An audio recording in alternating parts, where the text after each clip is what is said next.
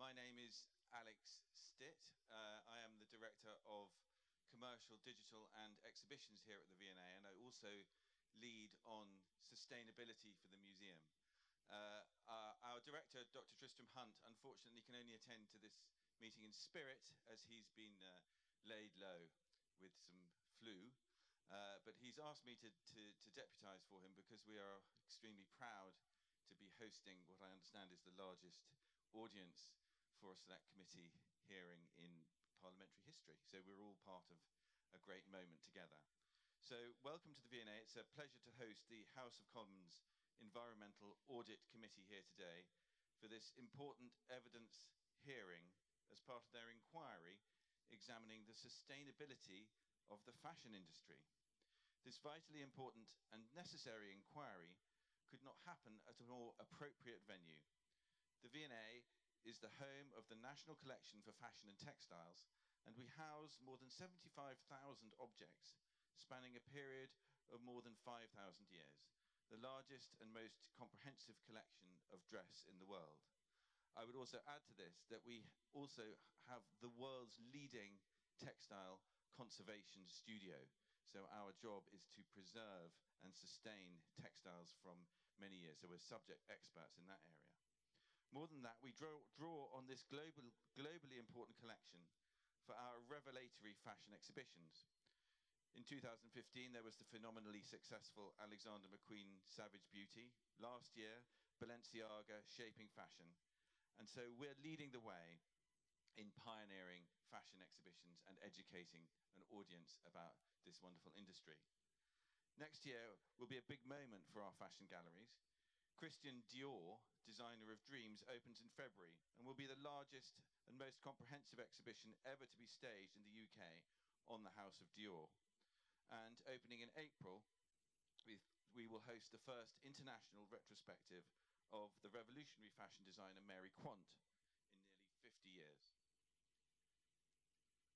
But it's our current exhibition, Fashion from Nature, which I hope you'll all take the time to see, if you haven't already, which draws together beautiful, intriguing, and sometimes unsettling objects from our collection to celebrate the ways that nature's immense beauty and power has inspired fashion over the past 400 years. But, as we know, this is also a complex and harmful relationship. Fashion from Nature marks the first time a museum has placed modern-day concerns about the fashion industry's environmental impact within a historical context. Considering the nature of today's agenda, I have no doubt that the exhibition's content will be of interest and relevance to you all, alongside this important investigation of the social and environmental impact of the disposable fast fashion and the wider clothing industry. Focused on offering solutions, Fashion from Nature celebrates the creativity of the fashion industry, whilst asking two important questions. What can we learn from the past? And how can we design a better and more sustainable industry for the future? The exhibition challenges designers to create clothes that are both desirable and responsible, but also it encourages us all to consider our own choices more carefully. With its focus on cause, effect, and solution, the themes presented in Fashion from Nature provide a timely backdrop for the vital discussion and debate to take place at today's session. I'm now delighted to hand over to today's committee and the Environmental Audit Committee Chair, Mary Crane. Thank you very much indeed, and welcome and good morning to everybody in the room. My name is Mary Cray. Here we go, testing, 1, 2, 3. And I am the chair of the Environmental Audit Select Committee. I'm the MP for Wakefield. And I'm delighted to be welcoming you all here with us this morning. This is actually going to be the largest public select committee hearing ever held. So you're part of a Guinness Book of World Records breaking audience here with us today. And for those of you who are unfamiliar with the work of select committees, we are a cross-party group of MPs who conduct inquiries into areas of government policy and make recommendations for change to government and others. I'd like to ask my committee colleagues to introduce themselves, starting from my left with Geraint.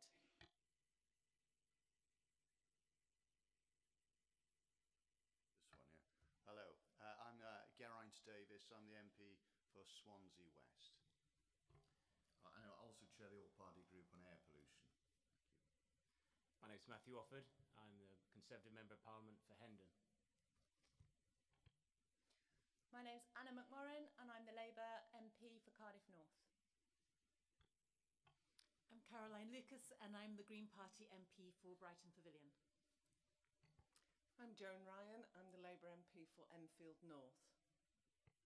I'm John McNally. I'm the Scottish National Party member for Falkirk and the Environment spokesman here at Westminster for the party. James Gray. I'm the Tory MP for North Wiltshire. Thank you, colleagues. Our committee has a particular remit to look at how well the United Kingdom is doing against the UN's Sustainable Development Goals and other environmental targets. And we look particularly at how government is doing in that area, because government is the largest purchaser of goods and services in the country. The purpose of today's hearing is to gather evidence for our inquiry into the sustainability of the fashion industry. We will be holding a future session with fashion retailers, both online and high street. And then we will be hearing from government ministers just before Christmas, before we make recommendations on how to improve sustainability in the fashion industry in a report early next year. And Nick Davis is our committee specialist, and he will be helping us to write that report.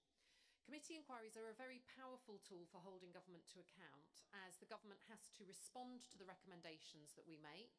So they have 2 months from the date of the publication of our report to make their response. And this committee has been successful in getting the manufacture and sale of microbeads banned in the UK. We've had perhaps less success on our attempts to tackle the disposable coffee cups and disposable plastic bottles that we're also reliant on, but we are hoping that the government will take action on that over the next 3 or 4 years. As this is a formal parliamentary proceeding, we ask that you refrain from taking photos during the session so as not to disrupt the hearing. We have our own photographer with us who'll be taking photos of the event, which we'll be sharing online later.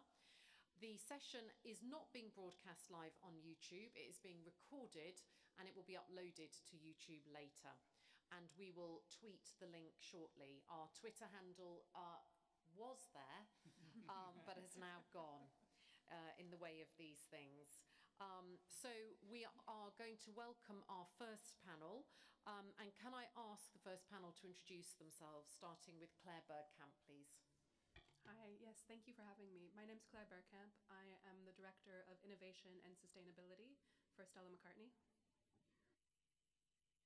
Good morning, I'm Graham Rayburn, Performance Director at Christopher Rayburn, a sustainable fashion label in East London.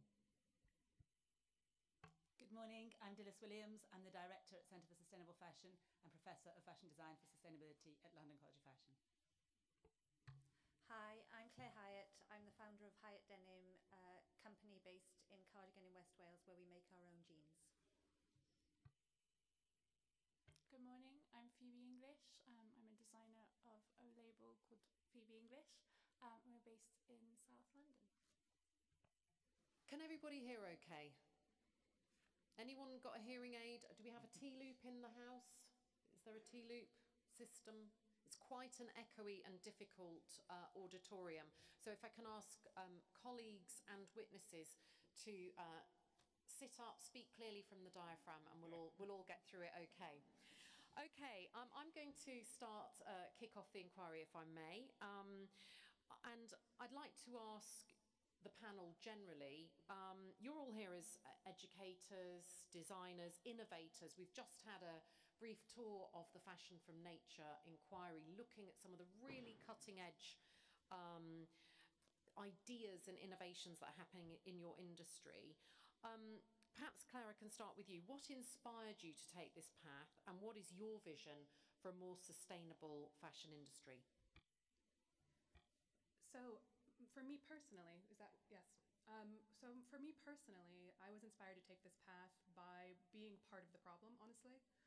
So my first career, my first degree was in costume design, and my first job was in Los Angeles, and I was a shopper for the film and television industry. So my day job was literally driving around all the malls of Los Angeles buying clothing for TV shows and doing fittings, and I think that level of consumerism is probably the most extreme that anyone's ever experienced. Spending thousands of dollars a day in the malls of Los Angeles made me really question the industry. So I've always been drawn to fashion. I think it is an incredible industry. I think the expression of clothing is a very powerful thing, and that's what drew me to costume design, was, you know, expressing that, the motivation, the psychology behind clothing. But I wanted to do something that would be for the good instead of for the bad. I'm from Montana originally in the US, and I have a very deep draw and tie to nature growing up somewhere like that. So my desire to move into this area came from exposure to the very extreme negative side and a desire to do something good, which is why I moved to London, actually to study with Dilys. Did my master's at London College of Fashion, and then started working at Stella. So for me, I think the vision that I have for the industry at this point is one where we really can learn from what we've done in the past, you know, very similar to kind of what the exhibition that you saw showed you, that we know how we got here at this point. We're aware that the industry's impact is outsized. It's unnecessarily large. It doesn't need to be this way. We remember a time, we can actually remember a time before this. It's not that it's been going on for so long at this speed and at this rate of consumption and disposal. And I think that my vision is that we just take a step back and figure out a system where we don't work this way. And I'm very happy to be here today and very excited about the possibility of what this can bring towards helping companies and customers and the kind of general public question what it is, what should fashion be? How should we embrace fashion? You know, what is a t-shirt? Why is a t-shirt this cost versus that cost? What are these fibers? I think that there's a really exciting opportunity for all of us, you know, whether you're in a business or just purchasing something, because we all wear clothing, to start to understand these impacts and make more informed decisions behind them. So, I mean, from the Stella McCartney brand point of view, obviously, then I think it's worth mentioning as well that, I mean, I work for truly an incredible woman and an incredible company that have put ethics and value at the core of the business really since day one, since Stella founded the business in 2001. Stella's, you know, has a company that is a vegetarian business, meaning that we don't use any leather, fur, or skins. And that kind of value-led proposition is something that continues to lead the business, and I think it's very powerful, and it's also a real testament that business can be done in a way that is more sustainable. We are a very, you know, good-sized business. We operate globally. We have stores all around the world, and we do that while still bringing sustainability and ethics into all of the decisions that we make. I think that is a really powerful example, you know, led by Stella, who's such a brave person to really create this company and see this vision through. Graham. So yes, a little bit about background of how I got here. Having studied and trained in fashion with my younger brother, Chris, who's 3 years younger than me, essentially it was all we knew, like out of necessity of selecting materials that already existed, kind of waste scrap products, in inverted commas, that were extremely cheap, extremely accessible, and exploiting their potential there of the embedded energy that already existed. We were able to create interesting, different expressions within fashion by using these things that already existed. Through a 10-year career with a sportswear company, I was able to learn an awful lot about performance fibers and the importance of specifying and selecting your different fabrics and materials, exploiting the potential of them. Having recently rejoined Chris in the spring, Christopher Rayburn, I'm able to bring this expertise to the business, which is underpinned with the ethos of remade, reduced, and recycled. So everything we do as a business touches one of those points, if not all, ideally all three.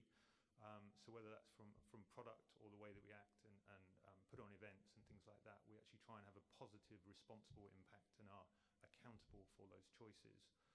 In terms of a future vision, I think that's the really key thing, that everybody has to be accountable from the design phase, supply chain, and the consumer. There needs to be much more awareness, knowledge, accountability, and responsibility for everybody involved in it, because ultimately we are all involved in this, and we're all part of this solution as well. Thank you. And I think building on what Claire and Graham have just been saying, my background is as a designer, and I realised through my own practice and working as head of design at Catherine Hamnett that I was part of a big problem, and that my actions were based on something that I didn't really understand, that my own education and most industry practices don't really consider the environmental, social, cultural and power relationships in fashion. So I decided that I had an opportunity, because as Claire said, fashion is such a powerful tool on a personal, on a micro scale and on a global scale, a huge industry that supports the livelihoods of millions of mainly women, and that potentially if we could find ways in which we could design better and really rethink the fashion system from one that has the economy at its heart to one that has nature at its heart, and to be able to do that and to really invert that system, I felt that it was really important to be able to look both simultaneously at education, at industry practice and at research. So setting up Centre for Sustainable Fashion, we established a discipline, Fashion Design for Sustainability, that does put ecology at the centre of fashion thinking. It honours nature and all living beings, and looks at ways in which we can design practices for all of us to be able to participate in. So we're looking at ways in which we can look at the fashion system and the current problems that it's got, but also have a new starting point. So we work with a lot of small businesses that start with this idea of sustainability and apply it to fashion, and we also look at large businesses that are already part of this big juggernaut, that are in a system that they actually need to be able to evolve out of. So we've got these two kind of different ways of looking at transforming and evolving the system. And certainly, Claire, as she said, is a great example. Now we've got 10 years of graduates who are going out into the industry with a different kind of understanding of what design might be, and different ways in which we can live well together. I suppose our journey started back in the 90s. I think it was 1995. My husband and I started Howie's Clothing, and it was a company that was aimed at mountain bikers and skateboarders, and we started using organic cotton. We were one of the first companies in the UK to use organic cotton in t-shirts. We started exploring natural fibres for performance, like merino wool, and we grew that company, and that was very much the story of the company was very much about the environment and the way that we could protect where we did our sports, so we could protect the land. But I think we eventually sold the company to Timberland, and we had a vision for the way it was going to grow, because they had a very kind of ethical standpoint as well, but it didn't work out for us. So we left and decided we wanted to have another go at it. And denim had been one of our biggest lines that we'd sold at Howie's, always sold well, never had any extra stock sitting on the shelf that we had to get rid of. So we decided that perhaps we'd just focus on denim. We were living in Cardigan, which had one of Britain's biggest jeans factories, and it had employed 400 people, and it shut down about 15 years ago.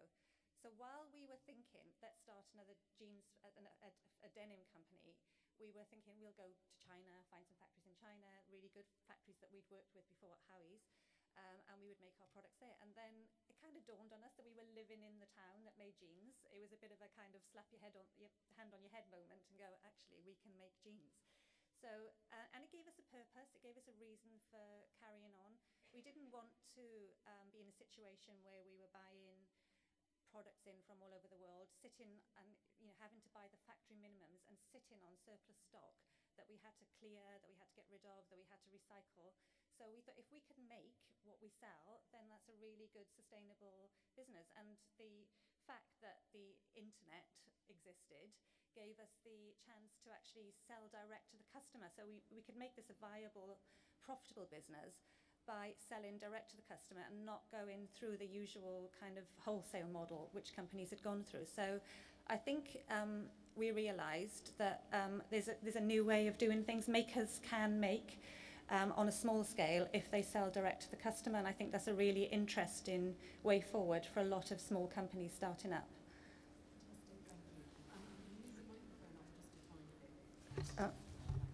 Yeah.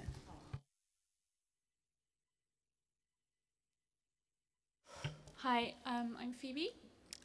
So I suppose my vision of sustainability stemmed from my time in New York as a student. I was interning for a huge fashion brand who produced a collection every month.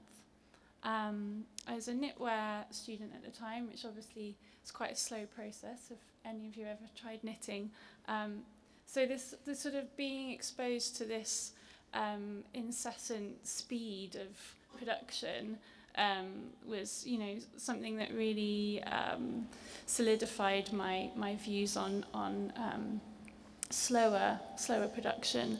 I spent my time shipping samples in FedEx bags to China, and then they'd come back 2 weeks later.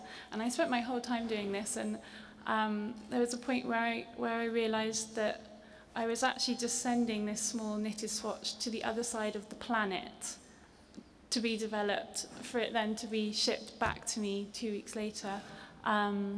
And realized that that was just really illogical in terms of wasteful usage of carbon, but also in terms of development time of design.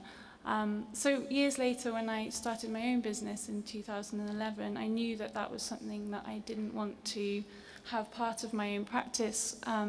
So from the very start of my company, we produced in the UK, locally, specifically in London, to reduce that shipping backwards and forwards. It also brought other benefits, being able to see the faces of the people that made my clothes, which consequently had my name in them, was a really important factor for me, to be able to see the rooms that they were working in, and the environments that they were spending day-to-day, you know, work hours in.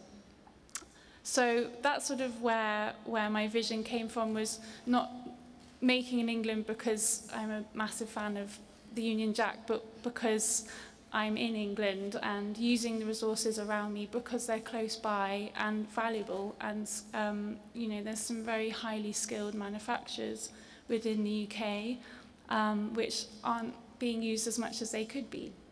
So it was just about, you know, taking a sensible look at how I was running things and doing things that were close by, doing things in a slower way, so doing collections that weren't 60, 50 looks big, but doing collections which were maybe just 16 looks big, and making sure all of the fabric that we were using was responsibly sourced as much as possible, and using all of the waste fabrics that we produced to either go back into educational environments, so art schools, or going towards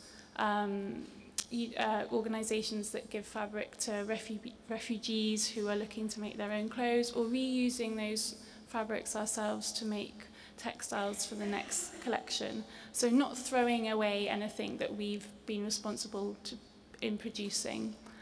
So that's my vision. Thanks. And can you tell us what are the biggest barriers or challenges that you face when you're trying to do the right thing? Apart from obviously cheap competition from the high street. Yeah? The biggest barriers, well, there's a lot of barriers, which most of them probably come down to money, which I'm sure some of you have, and also knowledge. Obviously, we're a tiny company compared to Stella and, you know, other bigger brands, and we may not be able to afford to pay for you know, sustainability consultants to come in and help inform us. We might not be able to have a dedicated department to help us learn this information. And obviously, as you know, fashion is an extremely fast industry. Some you know, brands producing a collection a month, and some shops receiving shipments every week. It's very, very fast, and it's very hard to kind of find the time to do that research and find reliable information that you can implicate cost efficiently into your company. things like trying to persuade our manufacturers to return our scrap fabric. So for you, those of you who are not familiar with the production process of a garment, you know, you have your flat fabric laid out on the table, you have your pattern pieces, so your sleeve piece, your front piece and your back piece. You lay them on the fabric and then you cut around the the pattern piece, and then you get your garment pieces and you put them together, but you're left with waste fabric. So if you imagine every shop on Oxford Street and every garment that's hanging on a hanger in those shops on Oxford Street, and then imagine the space around that garment, every single garment is waste, and there is waste from every single garment that is in those shops. And where is that waste going? I currently have not been able to find anywhere that will recycle my textile that I feel is you know, a reliable source. So we've been putting implications in ourselves, and along with I guess Rayburn have been doing that as well, and you know, having to design that in, it's a big barrier, and it's also really hard to persuade manufacturers to return your waste. It incurs extra time for them, extra storage space for them. And talking to manufacturers in London who've been going for, you know, 3 decades, that's not a problem they used to have. That, you know, that waste used to be a resource. They used to sell those offcuts to, I don't know, the Rag and Bone Man, or, you know, those were once a resource, and now they're deemed a waste product, but there's nowhere for that waste product to go. So that's a big barrier for us. Claire, I mean, you're obviously, both of you are reshoring fashion back to the UK. Is that part of the answer, or is that, can we only have that on a small scale? I mean, I'm from Wakefield. We had a Burberry factory in Castleford that shut down. You know, we've got John Smedley in Doncaster that shut down. What's the future? I think it is a viable way of running a business, as long, I think the way that we're doing it, direct to the consumer, is probably the only way that it can be done. So, you know, we don't, you know, there are no agents involved in selling our stuff. There's no wholesalers. We make it, we put our margin on it, and we sell it. So we sell our own brand. So I think that is a real viable way to make, as long as you can sell it yourself. I think our biggest problem is finding the labour at the moment, because there were 400 people who were employed by the original factory, but it was 15 years ago, so they've all gone and done other things. So we've managed to get 6 of the, what we call grandmasters, who were the people who had spent, I mean, from the age of 15 learning to sew. And our cutter, he's 65. And he wants to retire. He's given us another year, and now he's actually bringing his son into the business to train him. So we've taken on another level of young makers, and we're looking at ways of working with, like, the local college, so that they can get some kind of training, because I feel like the appeal of a factory job, you know, I'm going to go and work in a factory, has got lots of negative connotations, but I feel like if we can give them some kind of qualifications along the way, and there's a career path, we might attract more younger people. So we're looking at that kind of thing. But I think we're in a small town. We're trying to get the town making jeans, but we actually need people to come and work for us. So that's been our biggest problem.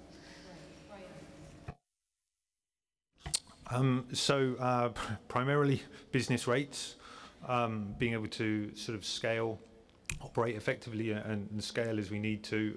You know, that's just a fundamental, you know, black and white fact. There's a massive challenge for us.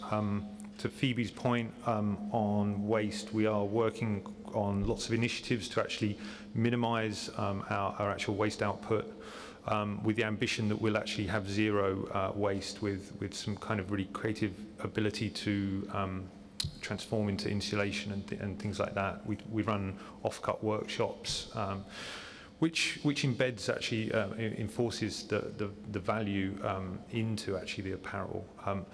And on that basis, I'd say that the biggest challenge is broad customer awareness, broad kind of market awareness of actually why T-shirt A costs fractionally more, or, you know, slightly more than T-shirt B, because the unseen values, the immaterial facts of you know, where the fibre has come from, the worker rights, and the durability of that product, for instance, is so important. Possibly aftercare there as well of could you actually get the product repaired for free or rejuvenated when it's actually starting to kind of lose some of its initial quality.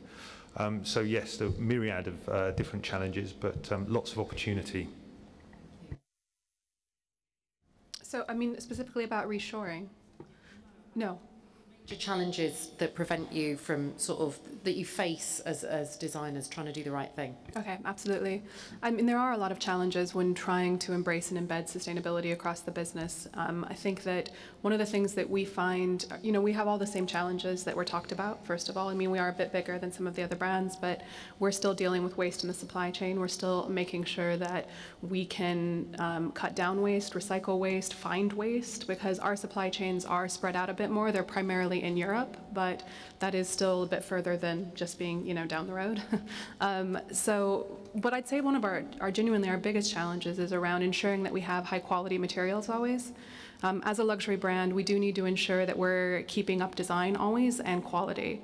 And sometimes sustainability, the way that it's been done in the past, there was issues around quality of material when embedding and bringing in sustainable fibers. This is not always the case, but it does mean that we can't just switch without looking at and considering the consequences outside of purely environmental impact of fiber. So all the decisions that we make, we have to and we do consider every step of the production. One of the other really big challenges that we face and that we're always working on is having true transparency and traceability of our materials. We're really dedicated to having transparency, traceability back to raw materials, back to the farm level, and that is not easily done. It's something that we've been working on now really the whole time I've been at Stella, and we have not achieved it for every fiber. I don't think anyone in the world probably has. It's using a range of fibers and materials that are far spread in the world. We have it for some of our key materials, viscose being the most prominent, which represents a significant part of our material makeup. We did set up a supply chain there where we have full traceability back to the forests.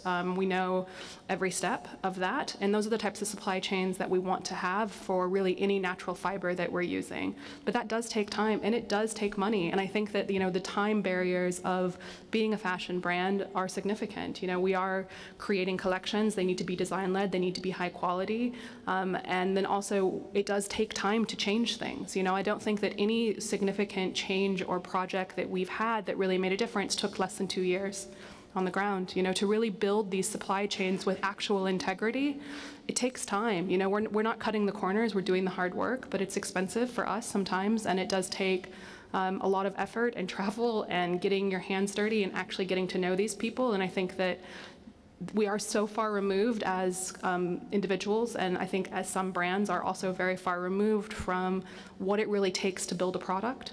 And I think that building that understanding back into, this dress started as a tree. My trousers that I'm wearing today literally started as a tree.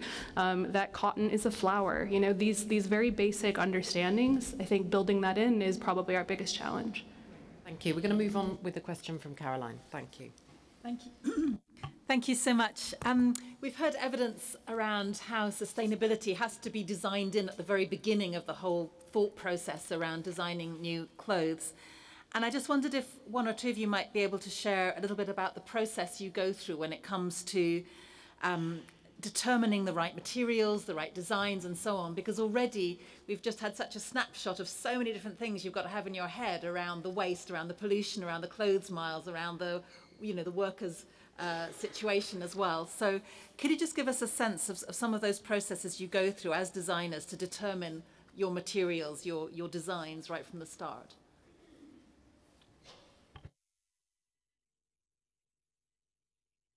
Sorry.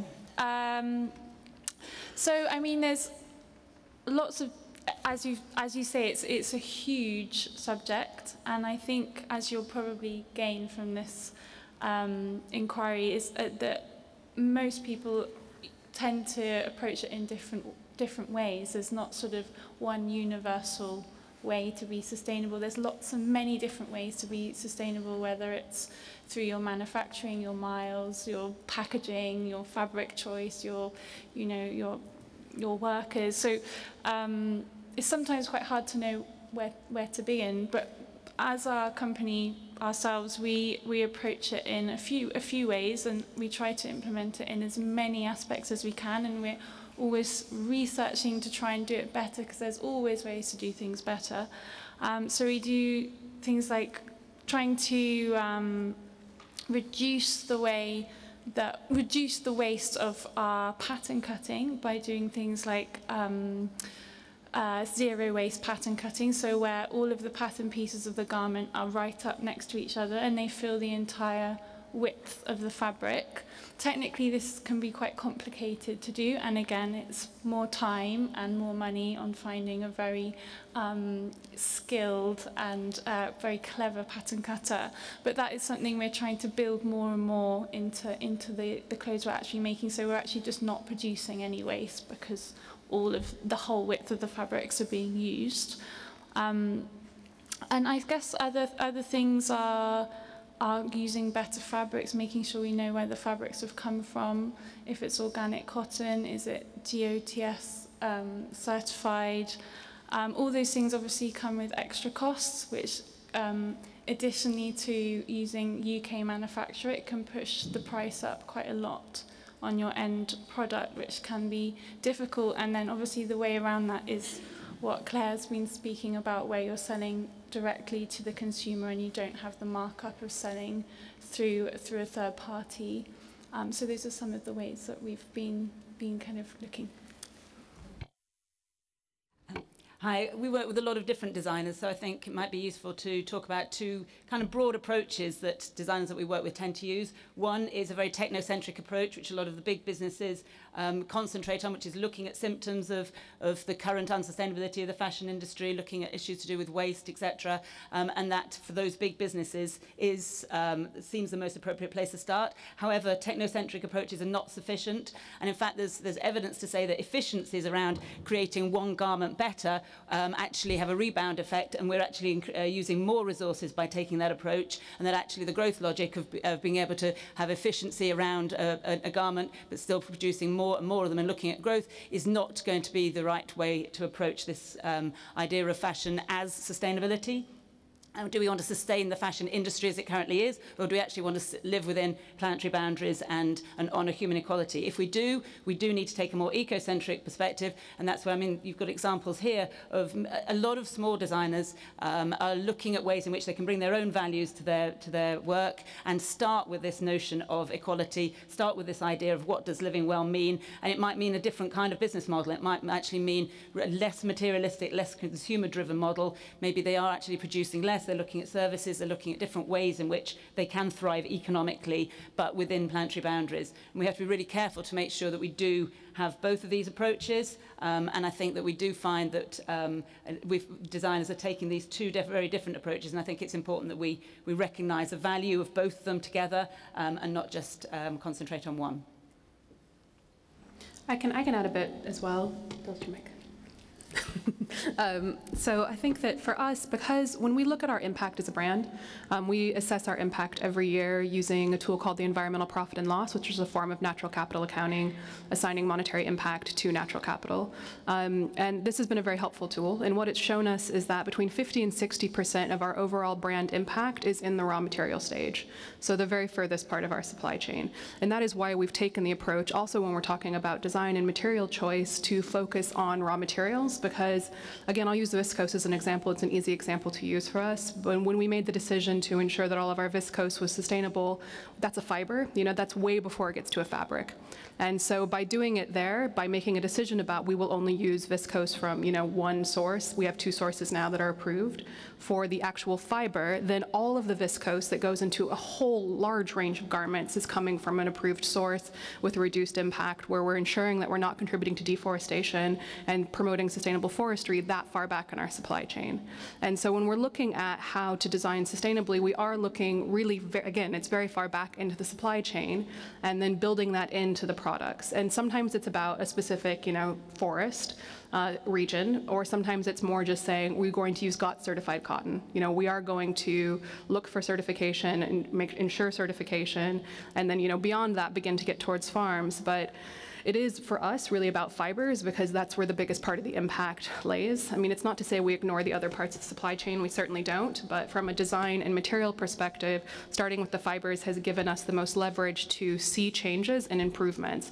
I agree with Dilys though, you know, that in itself is not enough. I mean, but that is where we've started, and I think that it's a good way to engage with this topic, and it's a good way to talk with our teams about it as well. I mean, this has to be collaborative internally. I am not a designer myself, but I work with our design team extremely closely, but I also work with our production team extremely closely and the mills that we work with.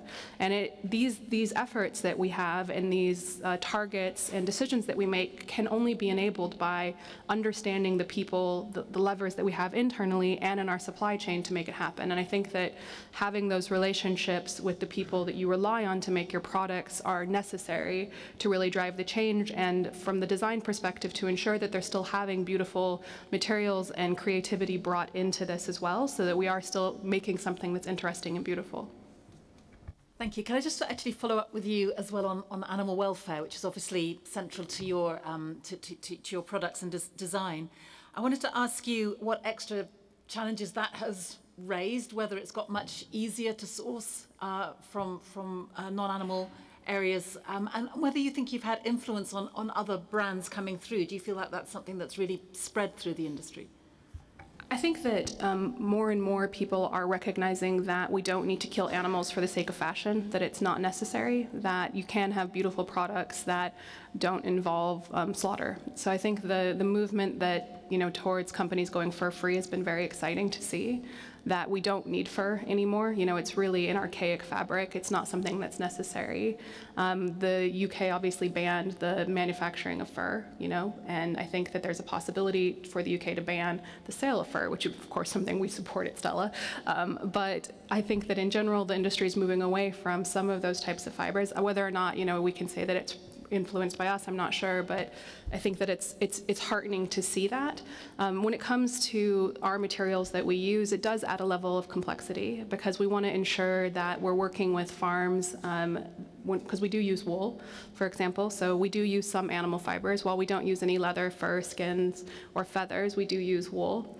Primarily, that's our main animal fiber that we use, and we do need to ensure high level of animal welfare at those properties. I think that the UK has been always very leading when it comes to animal welfare, but the type of wool that we rely on in luxury is typically merino, which does not come out of the UK, unfortunately. We do work with some UK farms, and I think that there's been a lot more awareness around this issue, certainly. I think that the campaigning organizations on animal rights have, you know, shined some spotlights on some issues, and things like mohair, you know, there's been a lot of movement away from mohair, but that does also create an interesting opportunity in the UK for small farmers, because the UK does have mohair, it does have cashmere, it does have wool, and I think that that's been very interesting and something that we've been looking at. While we don't do manufacturing here, we have looked at farming here and farming practices here.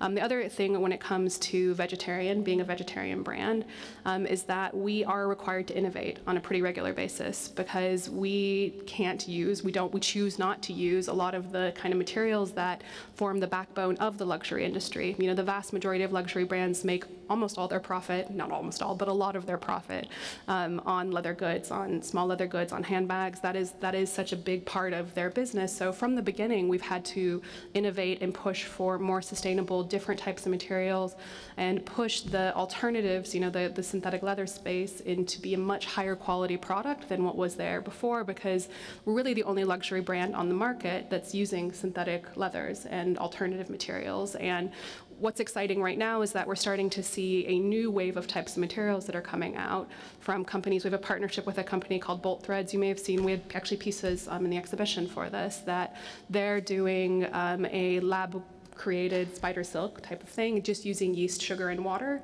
where they're able to actually brew a protein which gives us very similar properties to silk, but without any harm of insects. And similarly, they have a new material called Milo, which is created from the root structure of mycelium, so it's mycelium root structure. And it is a beautiful material that looks a lot like leather, but it's a natural material, extremely low impact to create. And for us, that embracing of innovation has always been who we are, but this is an exciting moment for us as a business when it comes to finding alternatives that are animal-free, cruelty-free. Thanks so much. And then just my last question was about, obviously all of you have sustainability in your DNA, but if you were designers for Primark or H&M, for example, and you were asked to produce a T-shirt for $5.99, could you do that sustainably? I'll take that only because we do work with very big businesses and work with the designers in those businesses, and I think it's important for us all to remember that those designers are individuals like the rest of us, and certainly the design teams within some of those big companies, a lot of them, their principles around sustainability, they want to show through their work. And I think it goes back to that question about what is appropriate for different levels of business at different times. And I think that for all of those businesses, they are aware of the fact that their model's broken, that it won't be able to continue as it is, and they need to make that transition. And that's why we also need legislation and we need the support of government so that there isn't this different option or somebody else coming in to be able to undercut you. I think if a business is built on fair wages and living within environmental limits, then no, we can't sell T-shirts at the price that we currently are. But actually the democratization of fashion that was seen to be through low price goods is a myth. We're buying 400% more pieces than we were less than 20 years ago. We're spending the money, which is we're spending the money on stuff that we're chucking away. So yeah, the system is broken. It can't continue as it is. And I think most businesses know that, but it's to help them to make that transition to a new form of business. As Claire said, we haven't always relied on this business. We need to see it as a blip in fashion history. Thanks. And Graham, did you want to add something? I think there's sort of two questions there, really. Could you make something for that cost? You probably could. It wouldn't be that good quality. Could you replicate that buzz of somebody purchasing it or exploring somewhere and actually finding that piece of clothing for the same price? Yes, of course you could. We have too much stuff already. A lot of it is just in the wrong place. So there's really interesting schemes now, to actually connect these things, whether it's loaning or sharing economies, where people, could actually come somewhere and upgrade, rejuvenate their apparel, and extend their love with an existing piece of clothing that was maybe worn out, or they want to recolor, they want to embellish in some other way. So thinking about that $5.99 on the high street kind of buzz, what's the opportunity around there around creating experience, imparting knowledge about how important this is, and education around the value, embedding these pieces with the real value that's not just the price sticker on it. Yeah, I totally agree with both of those things. I think there is a big problem with how our high street is functioning at the moment, and I think they, as Dilys said, they know their time is coming. It's not sustainable. Their business models just are not sustainable, and they're certainly not sustainable with the generations of children who are growing up and inheriting the planet that we're leaving it in at the moment. They know that those kids will not be shopping in the same way that we are now. They will not be going into Primark and coming out with 5 bags of clothes where garments have cost them like £5 or £6 to purchase, and they're buying multiple clothes, same clothes in different colours. It's just not how people will be shopping in the future, and they know their time is coming up. And I think they are beginning to look into other business models. As Graham was saying, the sharing economy and post-ownership economy is a kind of strange mythical thing in discussion, but within practice it's actually an amazing, groundbreaking thing which can not only make huge difference to how we're consuming clothes, but it's also a really exciting business model which could potentially make a lot of money for people that are willing to invest in it and go with it as a new scheme of owning things and using things. We've been working with a hire company with our own clothes over the past 6-7 months, and it has been so interesting to see how people have been responding to clothes in a different way because they are owning them and using them in a different way. So for example, one of our highly laboured textile pieces, which in retail would cost, I don't know, $800, $900 pounds to buy, which in all honesty isn't going to sell. It's not an easy product for someone to buy, it's expensive, and it's not an easy product for someone to wear or use. It's a special piece. Someone, if they did buy it, may wear it once or twice for a special occasion, and then it would sit in a wardrobe. And that's me talking about my own work. When you put pieces like that on a hiring website, people are hiring them like that because they can take the risk. They don't have, you know, a big kind of fee to pay in order to enjoy that really nice piece of design. They pay, you know, a monthly membership fee, and they can take whichever clothes that they like, and then they can enjoy them. So people are actually taking more risks with design, and I think that's the key of sustainability in fashion, is you still have to produce an amazing, beautiful product that people will be excited about, because if you don't, there is no point. Trying to sell someone a Hessian sack isn't going to work. People want to wear exciting clothes, they want to be inspired, and if you're not doing that, then you're not serving the industry, and you're certainly not, you know, serving sustainability. So it's a case of really exploring ways where you can perpetuate the excitement of purchasing. If you look at psychological charts, the endorphin high that you get from purchasing something begins to wane considerably by the third day. And then, you know, your £800 garment is sitting in your wardrobe gathering dust, unused, and it might be used 2 or 3 more times. But with hiring, you get that endorphin high constantly, because you can have a new thing within your, you know, your purchasing power, which can help transform you as a person and make you feel better and make you look stronger and more positive. But you can do it more regularly. So if you look at it within Nat Constructs, it's actually a really exciting business plan that could absolutely be implicated within the high street, and that definitely should be. Great, thank you. Joan. Thank you.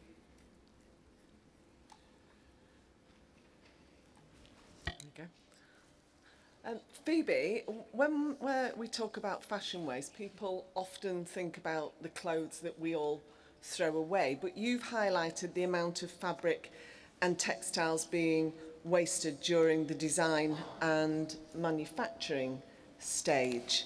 I note, particularly in your submission, when you say absolutely no material is thrown away from the studio, not even the smallest scrap, which is fantastic. Is that possible for bigger enterprises?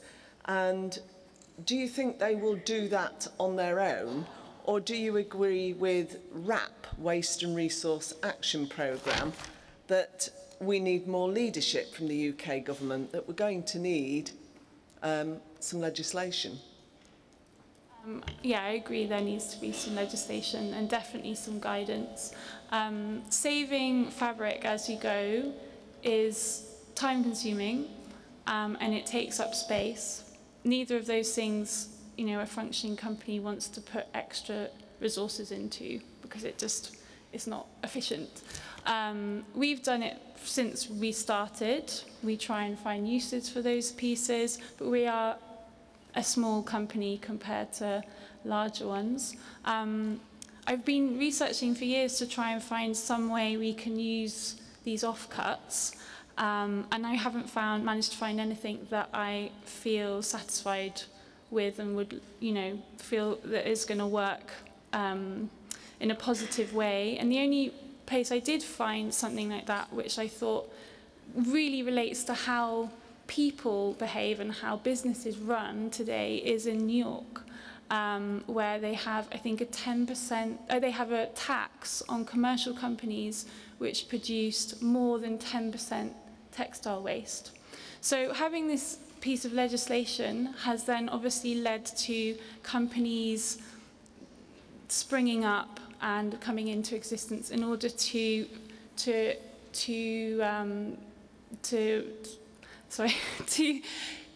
service those needs. So, for example, there's 2 companies that I found. So, a company called Fab Scrap and a company. So, Fab Scrap is an app startup company. So it all runs digitally, and they come and they will bring your commercial studio, or they will bring your commercial manufacturing or factory bags. You get 2 bags. You get a brown bag and you get a white bag. And in the brown bag, you put your natural fibre offcuts, and in the other bag, you put your synthetic fibre offcuts. And then if you have excess fabrics which are still on the roll, you leave them on the roll and you clearly label the contents of that fabric composition. And then every week, you just message them on your app, and they come and remove your waste. They take it to their depot, and then they use it for social enterprises, they use it for workshops, they sell it. So it goes back into use. But those companies would not have sprung up, and they would not have come into existence without the legislation that dissuades commercial companies from producing the waste and then throwing the waste into landfill. So I strongly believe that legislation is needed. I have struggled with my own manufacturers to persuade them to save the waste so that I can use it. So I can tell you, I'm sure for bigger ones, the only way to persuade people to put that extra time and energy into saving the waste is by putting some kind of guidance and legislation in place, for sure. You're probably all aware that the government is currently working on a new resources and waste strategy, which we are hoping to influence with this inquiry. You've already talked about what happens in New York, and soon we're going to visit Paris to look at the scheme in France that was introduced some 7 years ago. Feels a little bit like we're behind the curve on this, I must say. So I was going to ask if there's any details. What policies would you like to see ministers include to reduce and reutilise this mountain of clothing waste that we're currently producing? And if anybody would like to come in on that, that'd be fine. I think one of the things that we do is we repair all our jeans. So we offer a free repair service for customers, so they send them back, and some jeans have been back 2 or 3 times. We have a darning machine so that the holes in the knees can be darned, and we send them back out. So it's a cost to the business, but it's actually really nice seeing the jeans coming back and seeing how they age. But we're keeping the jeans going as long as we can. So I feel like if there's some obligation on the manufacturer to offer a repair service in any way. I mean, it's not going to work for everything, like a t-shirt, but buttons fall off things, zips break in coats. These things can be repaired simply, and they can last for years and years to come. So I feel like some kind of way of encouraging manufacturers to repair or companies to offer a repair service would actually work really well. Take the VAT off all repair services, please. I'll continue in a minute, Graham. Sorry, I was just going to say that's really interesting, because Graham had said about the problem with business rates. How feasible is this if it's going to add another cost to the industry, and what is the reaction going to be? The legislation, we can pass it, but it's not always as straightforward as it might seem. I think that the problem in the UK around repair is because it's seen as being something that's more expensive sometimes than buying something new. We have to make it viable economically for businesses and customers. So I think that idea of the waste resource strategy around being able to value the goods that we've got in environmental terms and social terms, and these pieces are not costed fully. We don't cost in the environmental impact or the social impact of a lot of the pieces around us. So if we can find ways to be able to extend the value of those pieces through repair and through making it more economically viable to repair things, then that's one of the things, and all the things that these guys have been saying as well. I think we've got to have a menu of these different things all happening simultaneously, and also we have to look at the waste strategy going all the way back, because some of these materials should not be in the system in the first place because they're not costed properly, they're not environmentally sound, and they're not socially sound. So I think we've got to look at the end symptoms, but we've also got to look along the line at the causes as well, and look at new business models where we are actually potentially producing less, but it's still economically viable. Yes, Sweden have recently reduced tax on their repair services to incentivise growth in that area.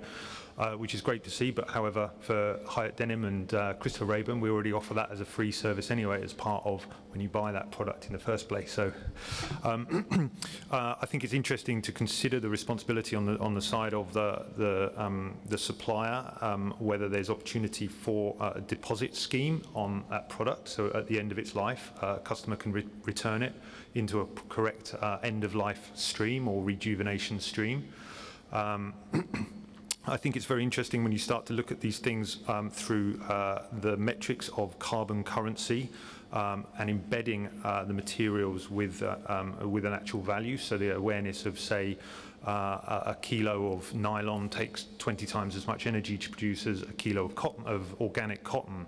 All of a sudden, when you look at those metrics of your cellulosic semi-synthetics, which are so much more energy efficient to actually utilize and then actually reappropriate at end of life into viable waste streams, it completely transforms things as well. So it's not just down to a financial kind of cost of a fiber, but the actual carbon potential offset in some cases. So I also think that the UK has an opportunity to incentivize innovation in a way. I think that right now what we're seeing in the industry is that textiles aren't really readily recycled back into textiles. The statistic is only 1% of clothing is recycled back into clothing. It's well cited. You know, it's from the Ellen MacArthur report that they released last year.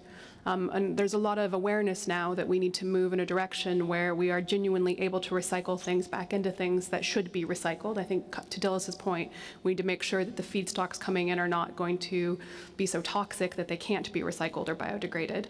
But I think that right now there's technologies and companies out there looking for a home, looking for a place to come and build centers where, you know, polyester can become polyester again, nylon can become nylon again, materials can become the same materials again, and there could be an opportunity to create an environment here and have the UK really lead towards enabling that, because there's a lot of infrastructure I know already in the UK around collection. You know, it's done very well here. It's only takes a step from there. That is the feedstock for these companies. That is their resource, is the waste that is already created here in this country or being generated, you know, being sold and then disposed of. There's a much larger issue, of course, around business models and how do we slow things down. But I think that as a part of what could be recommended, it would be, how do we encourage these companies to make this their home? You know, if we're talking about reshoring, it's not necessarily only bringing back, you know, manufacturing to this country. It could be looking at what are the new innovations out there, and do we want this to be a place that is hospitable for them? Okay, before we move on to the final question, I just wanted to ask you, Claire, both you and Phoebe talked about a particular two different types of branding for sustainable cottons, DSOS, or what was it? And can you explain it for Hansard, who's recording this? Sure. Certification for organic.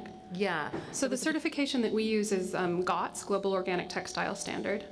It's probably the most widely used. It is a regulated standard. It's about farming practices.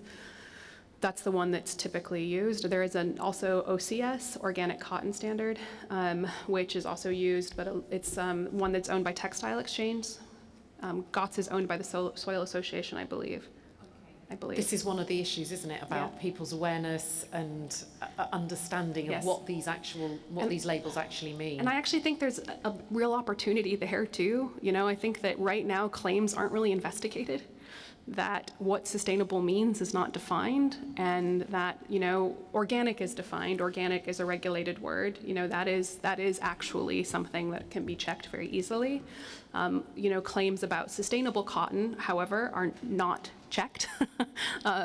Claims about even what we could talk about our viscose is not able to be checked particularly.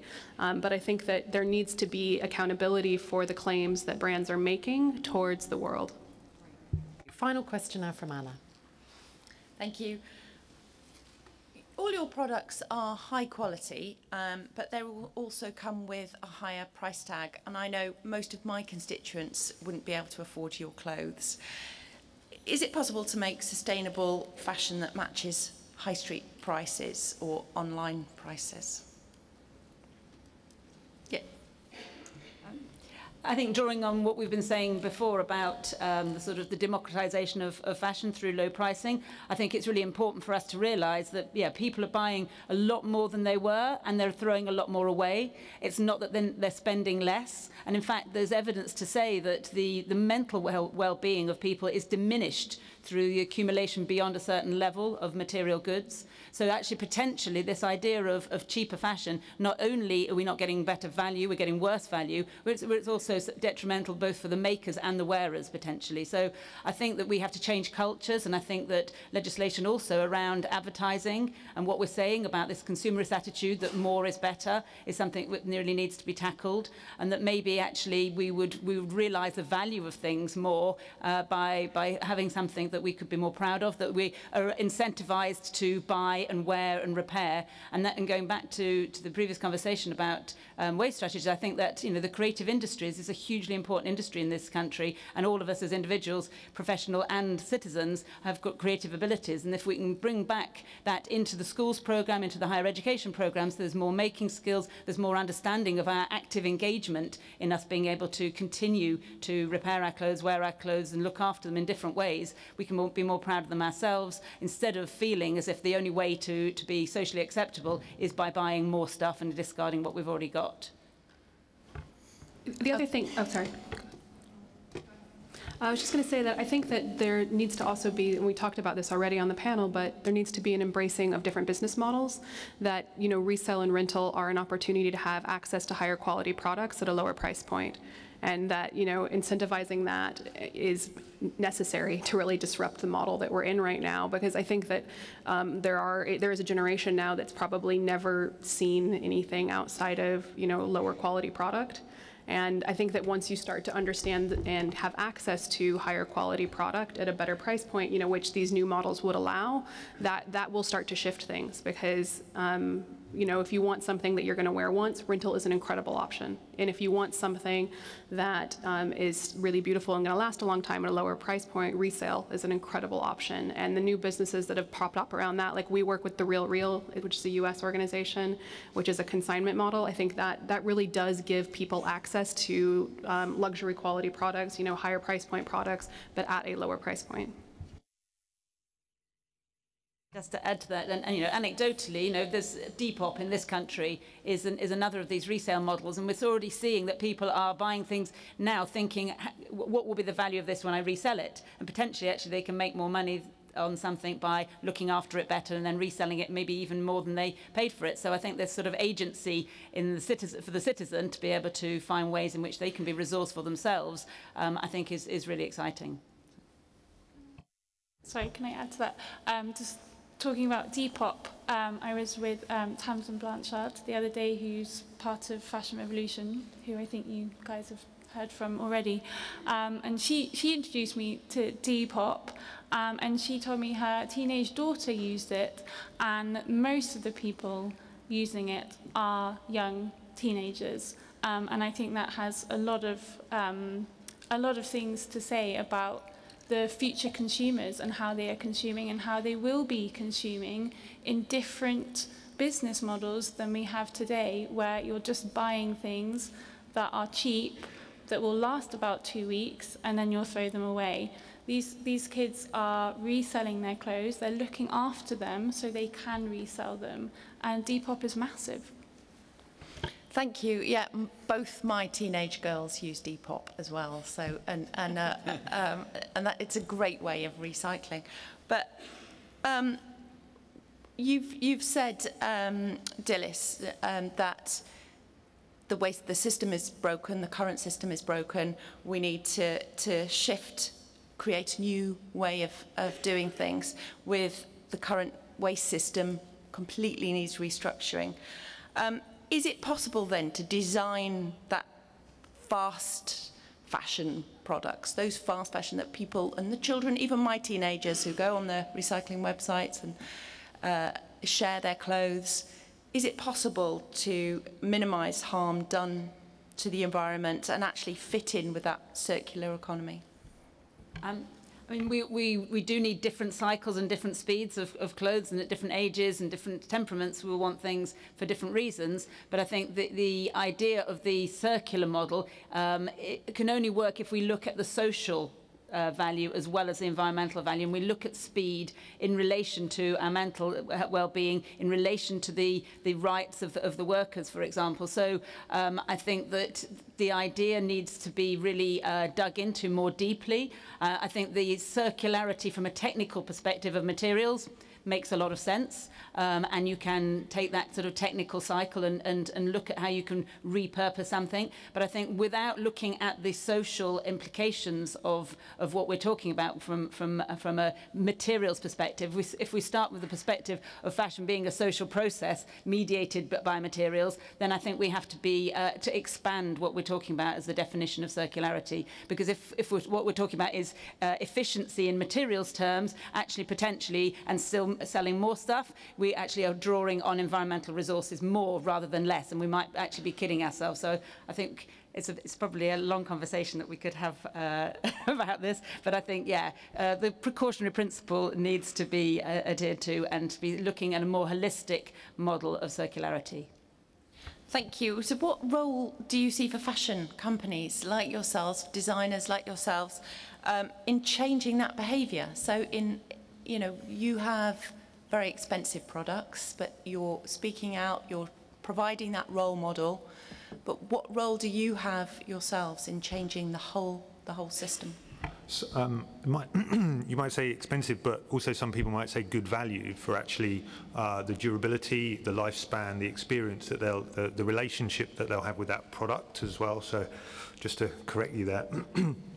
I don't think my constituents, though, however, they yes. don't think like that. So what I was going to say is I think there's very close parallels with the food industry here as well, of learnings of you know, incentivizing and sort of prevent, you know, to actually monitoring and reducing harm on, you know, within the supply chain, and actually giving information, of making more information available to people can opt in and opt out of certain choices. You know, if you look at food packaging, there's more information on there than you'll find on your, you know, your clothing generally, and it's more heavily regulated and monitored, I think, with better incentives there to actually have positive effects and more options out there. So I think there's lots of parallels between those two industries. Jump in again. I mean, I think as clothing producers, we have a responsibility, and as Graham was saying, that's something that's already quite established within the food industry. It's also a lot easier to find recyclable food packaging options than it is to find for clothing packaging, which is near impossible. But I think, you know, there's many things that personally we could be doing to help set standards. I think starting to do something, even if it's small, in my own company, it starts a ripple. It gets students talking, it gets our staff talking that might go on to work for a bigger company and then implicate those things there. But things like, you know, the contents, the amount of plastic in the oceans, which is coming directly from clothes and from how clothes are washed and how they are cared for. We are, as designers, if you think about it, we're actually putting harmful products into the marketplace. When we issue a garment that's made from synthetic clothing, we are fundamentally putting a harmful product into the marketplace. And if you think about for other things that you put into the marketplace which are harmful, they come with regulations, they come with labeling, they come with guidelines, you know, wash eyes, you know, they come with full disclosure about what they can do.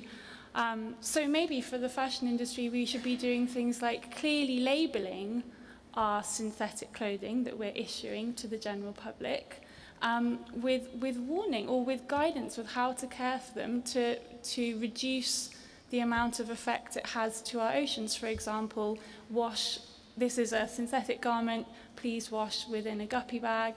This is a synthetic garment, please wash with a Coraball. Both of those products can catch the microplastics that escape from garments during the washing process. And I think that would be a very straightforward way to start tackling those kind of things. So I think taking steps that aren't necessarily legislated or within law, but starting to make some kind of standard and some kind of, you know, pathway that has best practice in mind, and just seeing those ripples go on somewhere else. And that's something we can do. We might not be able to sell our clothes for £5 for a dress. You know, we're selling stuff for £600 or £700, but we can certainly start setting some standards. Great, thank you all very much indeed. Dilys, you had a formula, didn't you, about value, which is cost divided by times worn equals value. That's something that my mother, who has my dad's 54-year-old Rackham's dressing gown, that she bought them when they got engaged, has certainly taken to heart. And I just wanted to reflect on what you said, Claire. I took my daughter into a second-hand shop to show her what, you know, real clothes look like, and we looked at a garment that had been made and sold in Montana, your home state, cashmere, 100% pure cashmere, hand-stitched, hand-lined, with a unionised workforce label in it as well. And I thought that was the really good old days of 1960s America, where it was made in America, and the union put their label into the garment so that you knew that the workers were getting paid a decent wage. And she was very taken with this coat, but sadly far too small to get into it.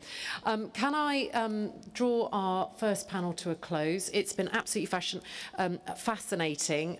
Me and Caroline got fascinating.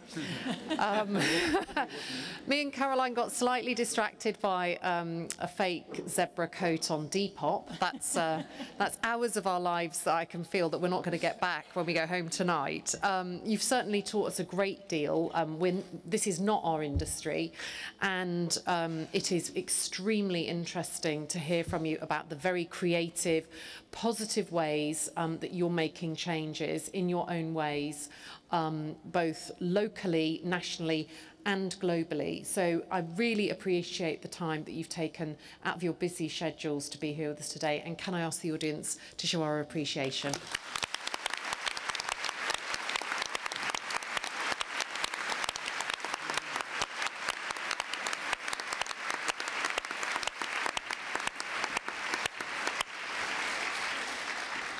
Order, order. That means we stop taping what I'm saying, and we're going to change panels. Thank you.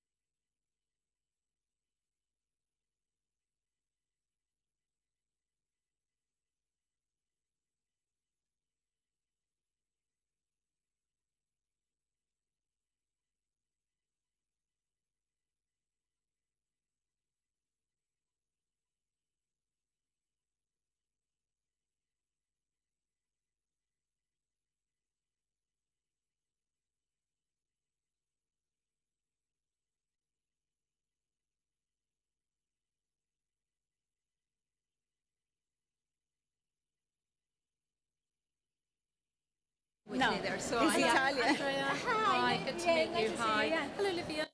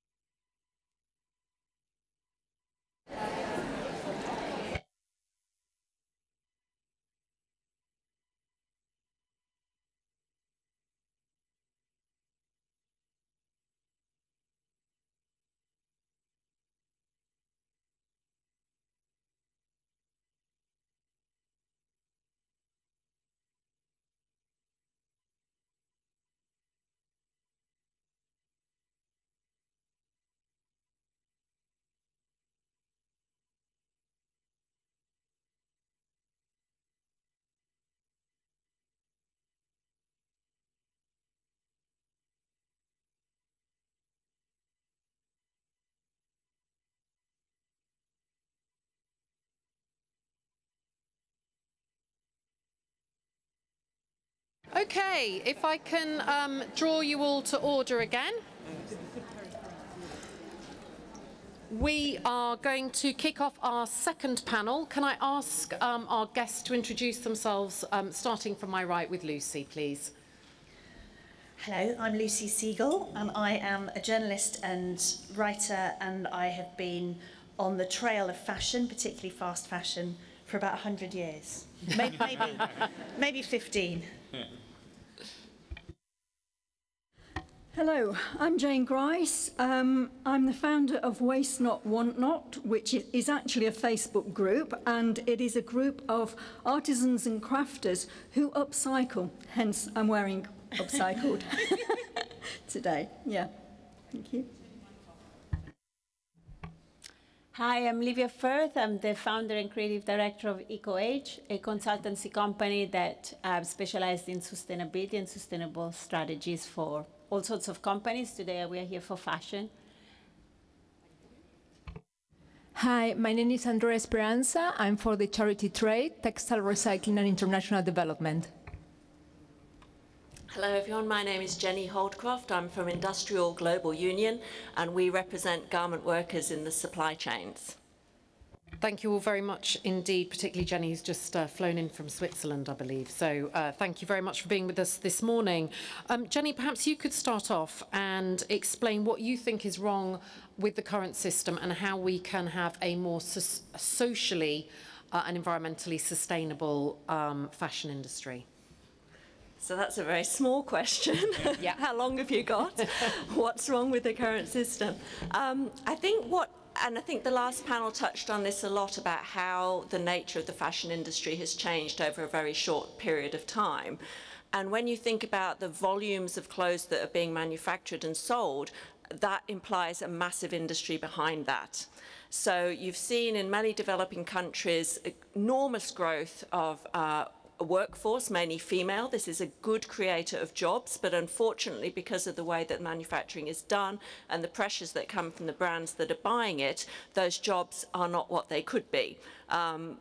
You've seen, it's not news, that they're very poor wages, very high pressure, very long working hours, and often much more abusive conditions as well. We remember the Rana Plaza collapse. There are fires, there are injuries. There's a lot of very bad practices going on, and it's really all driven by produce as much as you can for the lowest cost possible in the shortest time possible, which is what the model has developed into. On the other side, you haven't got the workers having any power in the situation. Unionization rates are extremely low. There's pressure from employers, there's pressure from governments to keep unions away from factories because they feel that will get in the way of them doing what they need to do. The pressures on the factories themselves are enormous in terms of the price that they're paid, and we can perhaps get into that a little bit later as well in more detail about how that impacts on working conditions. I think it's difficult to say what needs to be better. There's a lot of things that we can get into. We can look at the current CSR practices of brands, whether they're fit for purpose. We can look at whether focusing on improving conditions in an individual factory is going to really change anything. Certainly our perspective is you can't deliver change factory by factory because this industry is too big. You're working in a highly competitive environment. You've got factories competing with each other for international orders. You've got brands competing with each other to produce low-cost clothing to sell on the high street. You need to develop something that is not going to disrupt the competitive model in the sense that, and people on the previous panel said it as well, if there are companies trying to do the right thing, we can't enable them to be outcompeted by people who don't want to be. So I think it's difficult from looking from the UK perspective. You've certainly got a lot of influential companies based here, and I think we can definitely talk about how the government could help support moves by them. But they're only part of the global picture. And when we're looking at the supply chains, you've got a whole lot of buyers from other countries who may be more or less interested in raising standards. So what we need to focus on is how those UK brands can be used to help improve conditions at an industry level in the countries. Now, I could say a whole lot more, so I'll perhaps stop there. As a quick follow-up, I mean, the World Benchmarking Index produced its Human Rights Index yesterday. Have you seen that, and do you think that's an effective? Livia, you know about that. Do you want to say something about that? I haven't seen the report yesterday, but I can talk a lot about this. In fact, with EcoAge, we moved from the sustainability conversation only and focus a lot on the social aspect, because when you consider that we started joining the dots together, so fashion is one of the most polluting industry in the world, but also fashion is one of the biggest employer of modern day slavery in the world. So when you talk about democratization of fashion and the fact that everyone has the right to afford cheaper clothes, it's definitely not the democracy of the country who produce them, where the workers' working conditions and for wages that will be likely considered illegal, if not criminal, in this country and in the country where the goods are sold. So probably by our point of view is that by leveraging and focusing on the regulation and the lack of regulation and legal regulation in particular, we can address a lot of the consequences of the environmental impact. And in this country, we have competition laws, we have anti-bribery laws, we have a lot of regulation in a lot of different markets, but we don't have any regulation in the fashion and fashion trade. So that is fundamental to address. And this is why 2 years ago we published a study that took 2 years to complete, that involved lawyers from 14 countries, producing countries, and the Circle, an NGO, published, and it was called the Right to a Living Wage. And it's the first time in history that the right to a living wage has been proven to be legal and a legal finding. Lucy, you've done this for 100 years. How's it going? Not well. It's not going well. I think just to build on what's been said already, and I'm aware that we're the second day of evidence, so apologies if I'm going to repeat stuff that you've already heard, but the fundamentals are.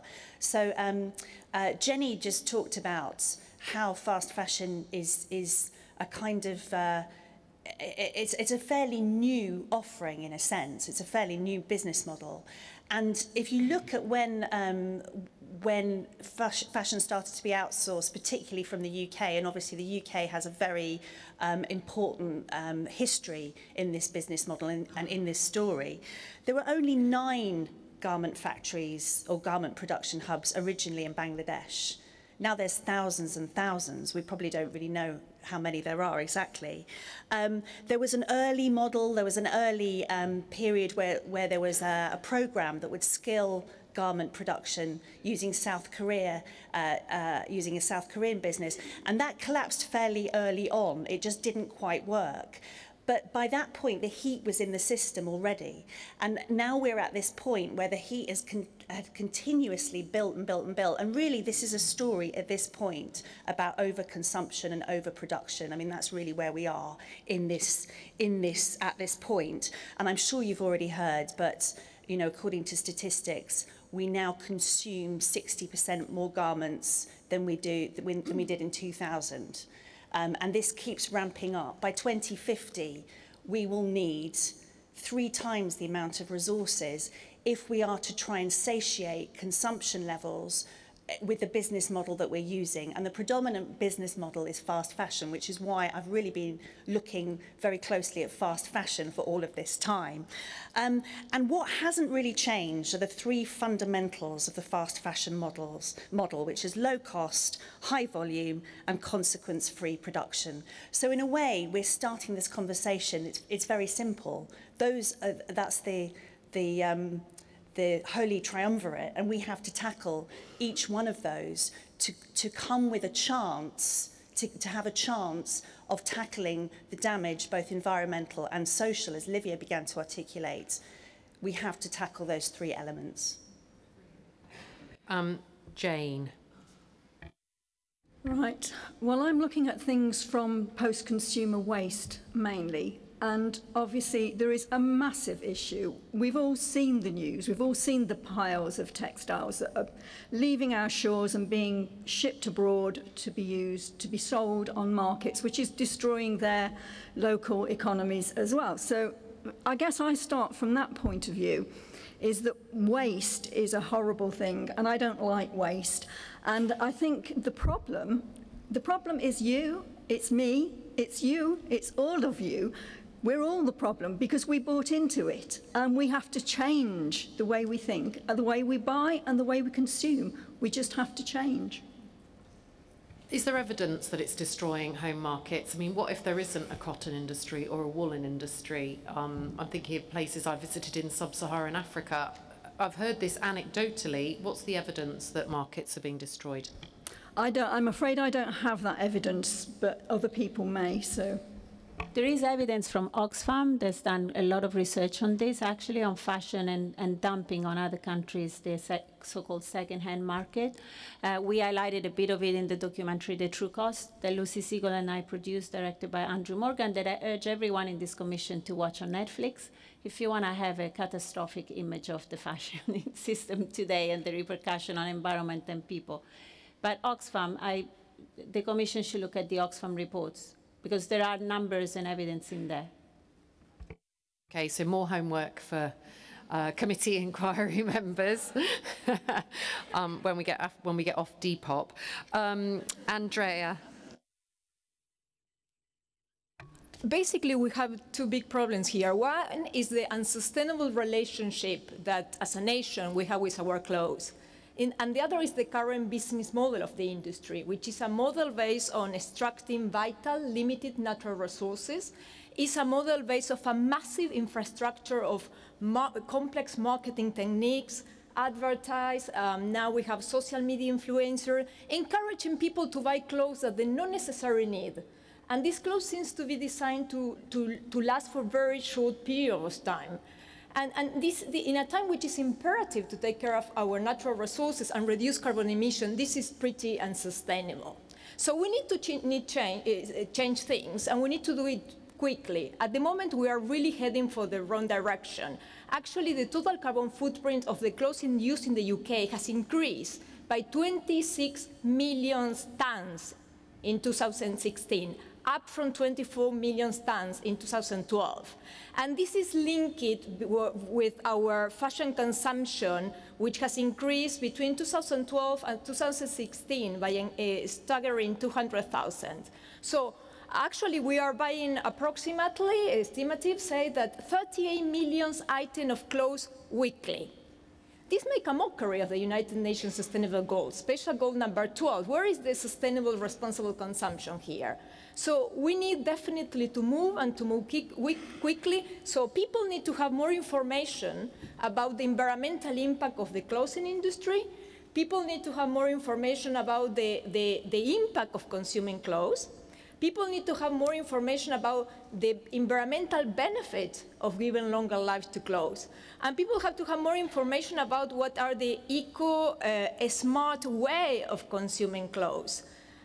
Where are all this information? We are talking about a waste prevention strategy. We also need a sustainable consumption strategy. You know, a way that we consume clothes in a way that is not threatening the life in planet as we know. So at Trade, the most sustainable way of consuming clothes that we offer is buying more second-hand clothes, because RAP says that the highest environmental impact of clothing is in the processing and the production phase. This is where the highest environmental impact is. So when we buy new clothes, we displace the need of buying new items of clothes. Actually, studies say that by 3 items of second-hand clothes that we buy, we displace a sale of new item of clothes. And this has significant environmental savings. And follow up on Anna's question, it's also a very affordable way of consuming sustainable clothes. So we can all feel good buying 3 old garments as opposed to 1 new one. This is potentially a new rule to live by. Lucy. Well, I just wanted to add to that, and I think a useful way of thinking about it is when we talk about the Paris Agreement and we talk about carbon emissions, and we set a baseline of 1990, whatever we need to get the emissions down to, we should think about this problem in that way. So if we use 2000 as a baseline, we should be doing everything we can to reduce consumption to 2000 levels, because that would solve a lot of problems. Very excellent suggestion. Matthew. Sometimes when I get on the tube, I see people with a certain brown paper bag of a high street chain. And I often think if they've made the link between their purchase and what happened at Rana Plaza.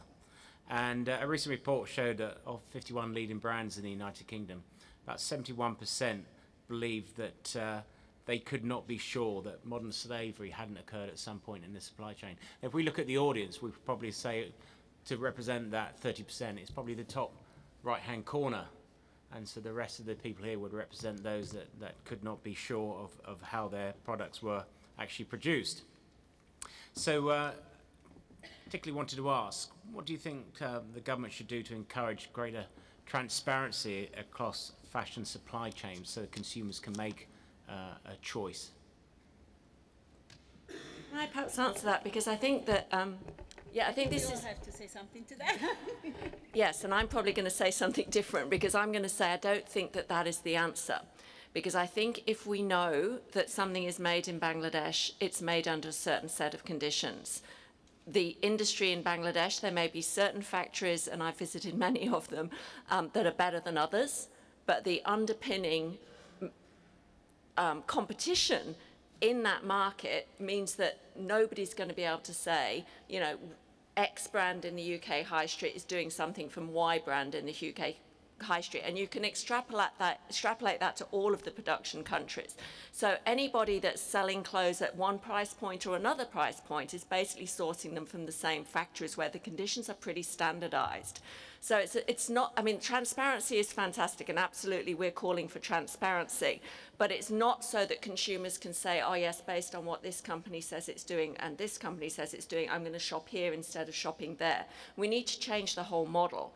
And this idea that one company through its own unilateral, voluntary CSR efforts can change conditions in its own supply chain is a bit of a dream. Because when you're talking about that mass level of fashion, you're talking about multiple companies sourcing from the exact same factory. So if you're trying to even change conditions in one factory, as a company, you're going to not be able to do that, because there'll be a line next door producing for another brand, and it may not be a UK brand, it may not be a European brand, it may be a brand from Asia where these issues are not even discussed, believe me. So what we say is that we need to work together to transform the conditions in the production countries where all of the companies are buying from.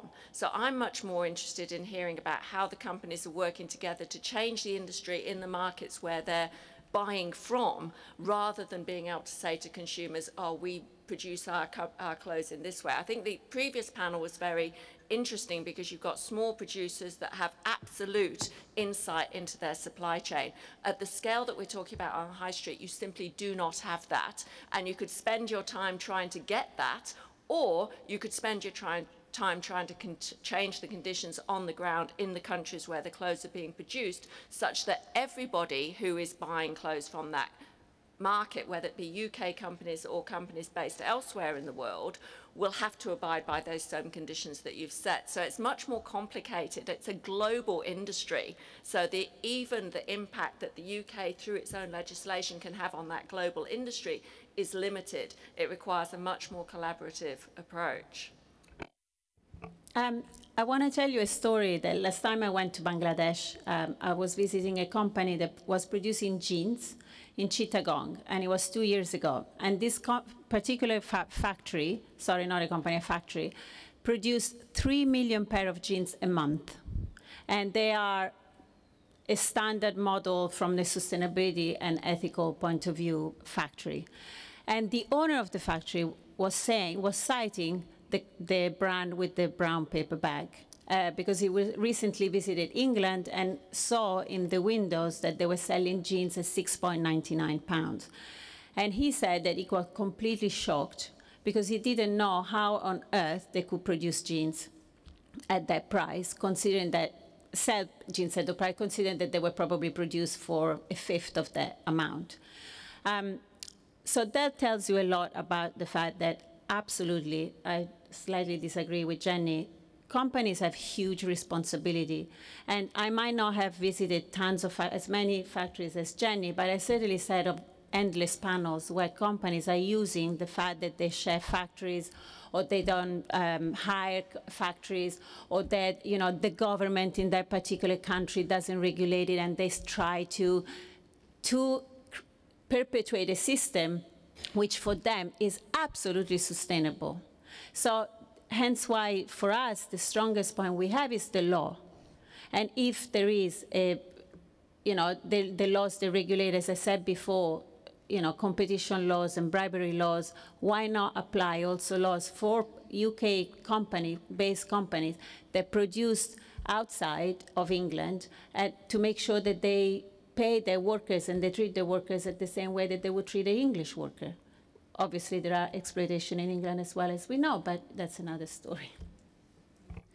I think that I would agree with Jenny in many respects. So when consumers, when we're presented with transparency arguments, we're often presented with a league table of here's which brand is doing best.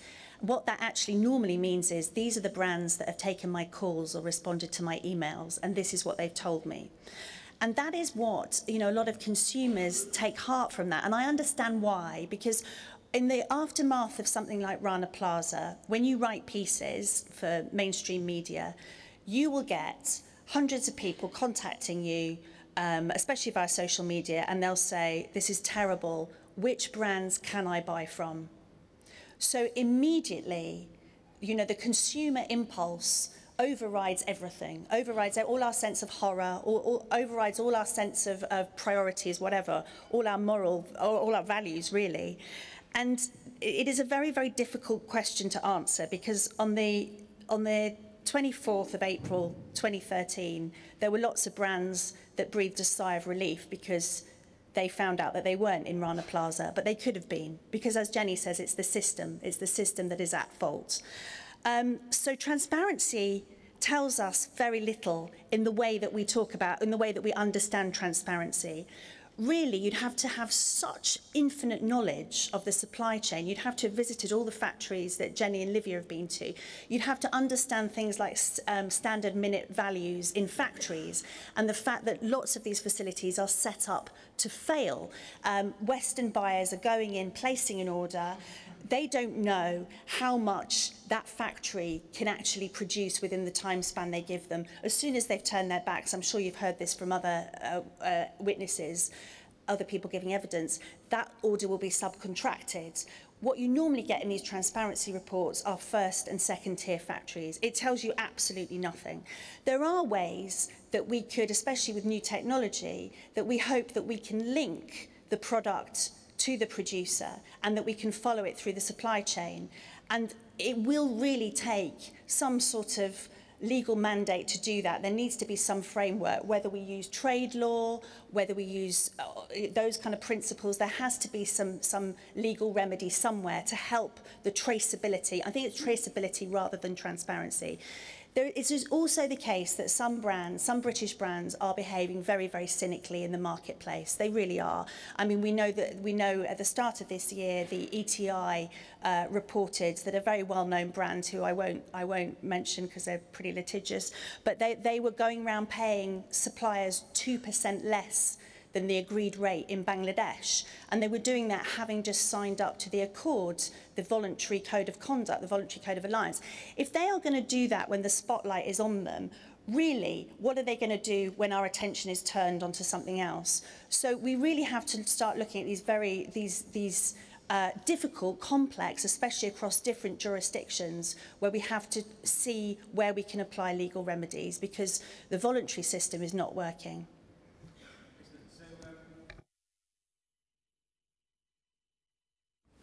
It seems to me that perception that the Modern Slavery Act doesn't seem to be working within the fashion industry. I see a shake of the head there. Well, the Modern Day Slavery Act was a commendable initiative. The problem with it is that it has no legal compliance. So, you know, it's a totally voluntary, and it's up, it's up to the company to disclose. And if they do, the CEO or the shareholders are absolutely not legally responsible, which is the difference with the other laws that I was citing, the competition law and the bribery law. Can I just add, I'd say whatever the product group, because obviously the Modern Slavery Act applies to all different product sectors and services, we're still at an early stage, and it takes a lot of unravelling. So there is part of the Modern Slavery Act that we need to understand better how it can change the way that consumers ask questions, that they perceive products. I mean, I watched a documentary the other day that was based on the Modern Slavery Act, and it taught me about 4 or 5 different things that I hadn't known, and I'd actually kind of read it. It's going to take a lot of time to embed.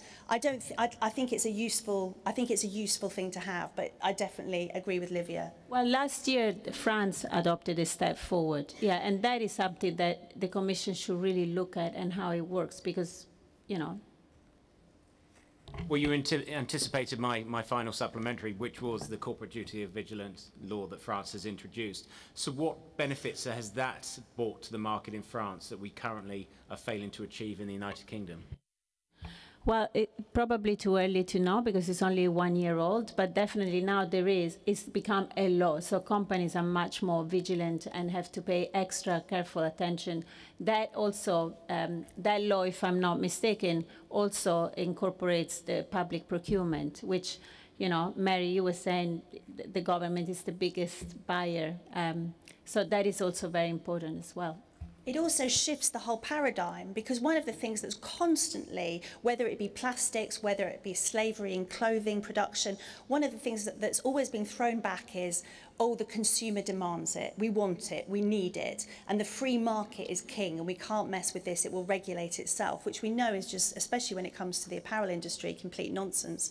So instituting these laws is incredibly important, and when we have brands that are continuing to play so cynically in the global market, it is something that it is the obvious next step that we have to do.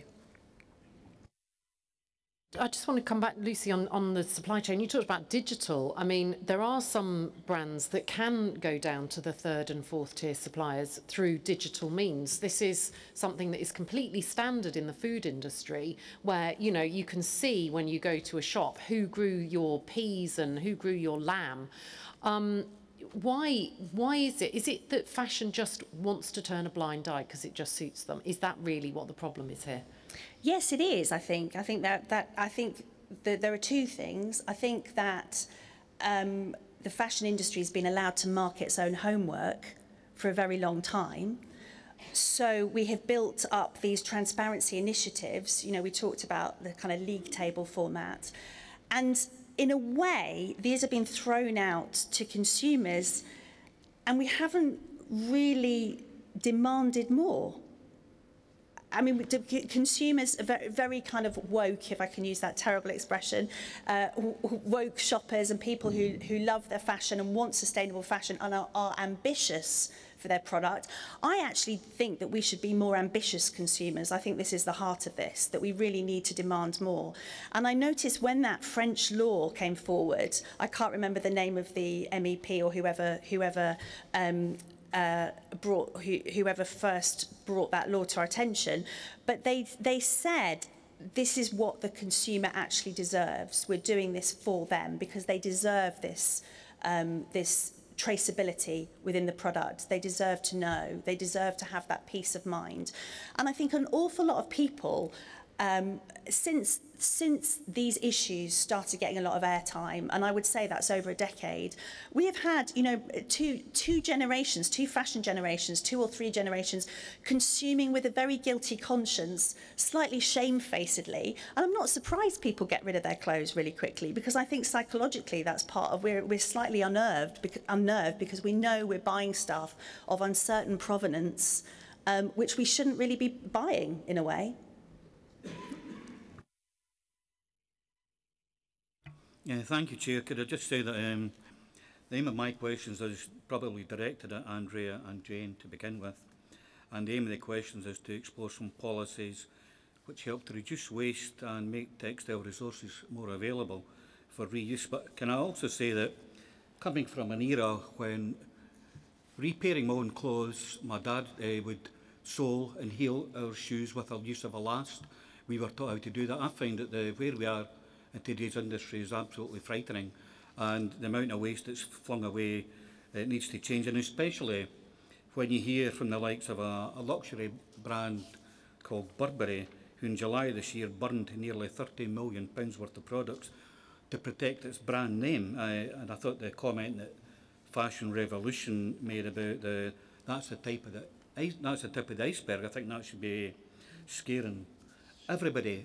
They think that that's an acceptable practice, and that absolutely needs to change. But can I go on to my question to Andrea and Jane? Every year in the UK, hundreds of thousands of tonnes of unwanted or damaged clothing are thrown straight into household bins. Now, for your information on policy, the Scottish Government has introduced a circular economy. It's called Making Things Last, which was launched in 2016. The Zero Waste Scotland play a coordinating role, supporting role to enable businesses, local authorities, and of course, most importantly, the public, to reduce waste production and increase waste use and recycling. And it offers businesses support to services to enable manufacturing businesses to find other businesses that create the way that they can recycle. Is that the type of policy that you would be looking for to help in the reduction and the reutilising of the mountain of clothing waste we are currently producing? Hello? Yes, definitely. All industries which are about repairing and reusing have a potential. Currently, research says that the clothing repair industry has a turnover between 160 million and 300 million, which is quite significant. But definitely the government should put more effort or investigate, the committee, find more evidence about the potential that could have. At the moment, we have a problem to put clothes into the bins. We are sending to landfill or incineration 11 million items of clothes weekly. Yeah.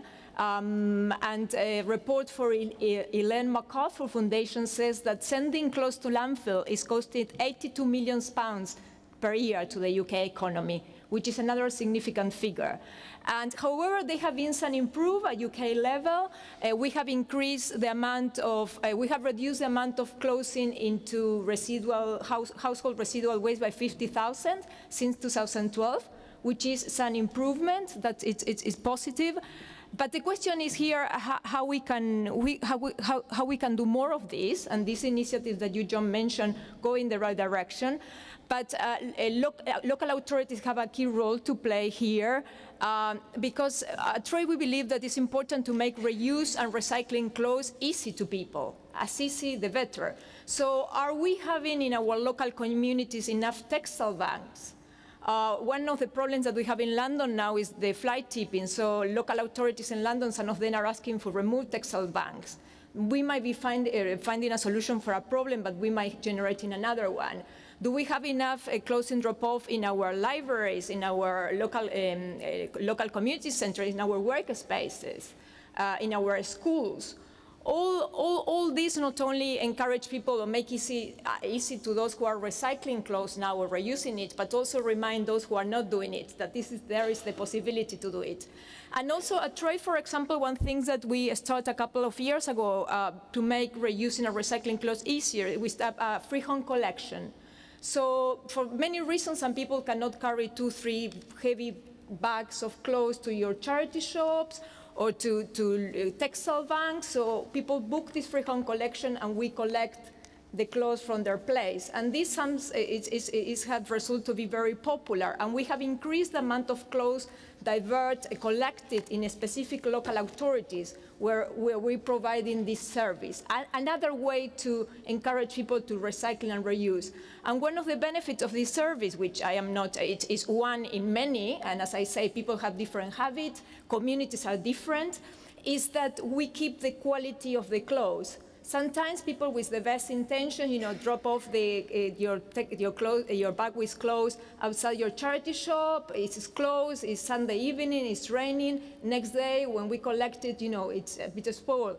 So, as I say, it's really important to make easy and offer different options to people and initiatives. The government should be looking into incentivize an industry of reusing and repair.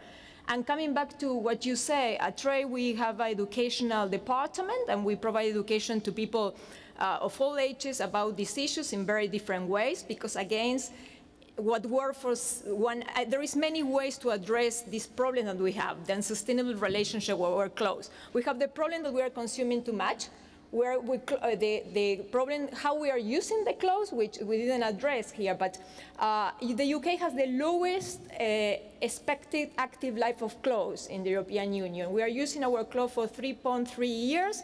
We are doing much worse than the Italian, than in the Netherlands, than Denmark, than Germany, for example. So we are using the clothes for a very short period of time. And also, another problem we have is that we have a lot of clothes in our wardrobes that we are not wearing it. Actually, Trade recently launched a new campaign. It's called the 23% campaign, because 23% of London wardrobes are unworn. This is equivalent to 123 million items of clothes that is there, that we bought, but we are not wearing it. And the funny story, not funny at all, but this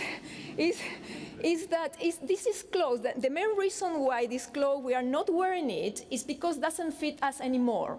Yeah, this is the main reason. So at Trade we are encouraging to people to do more clear out and put these clothes in circulation, because one of the reasons that would encourage people, report says, to buy more second-hand clothes is it has more variety. But anyway, I'm going to another issue. Then the problem of giving long is related to that, giving longer life to clothes. So, for example, we're working with local authorities offering repair cafes. And 70% of people who attend these repair cafes in certain local authorities state that they feel confident to repair their clothes after that. And 50%, half of them, says by repair, they went to this workshop, they repaired the item of clothes, and they say that as a result of repairing this item of clothes, wouldn't be buying a new one. So this has this displacement element. Obviously, not repairing cafes is for everyone, but we need to find a different element and encourage people to do as much as they can, and reusing and repair is something important. As you say, it was not always like this. Yeah. Everything Andrea said, but I will add to that waste that goes into the bin is a big issue. And I know in the first meeting that was held, it was said that there wouldn't be an introduction of curbside collection by councils.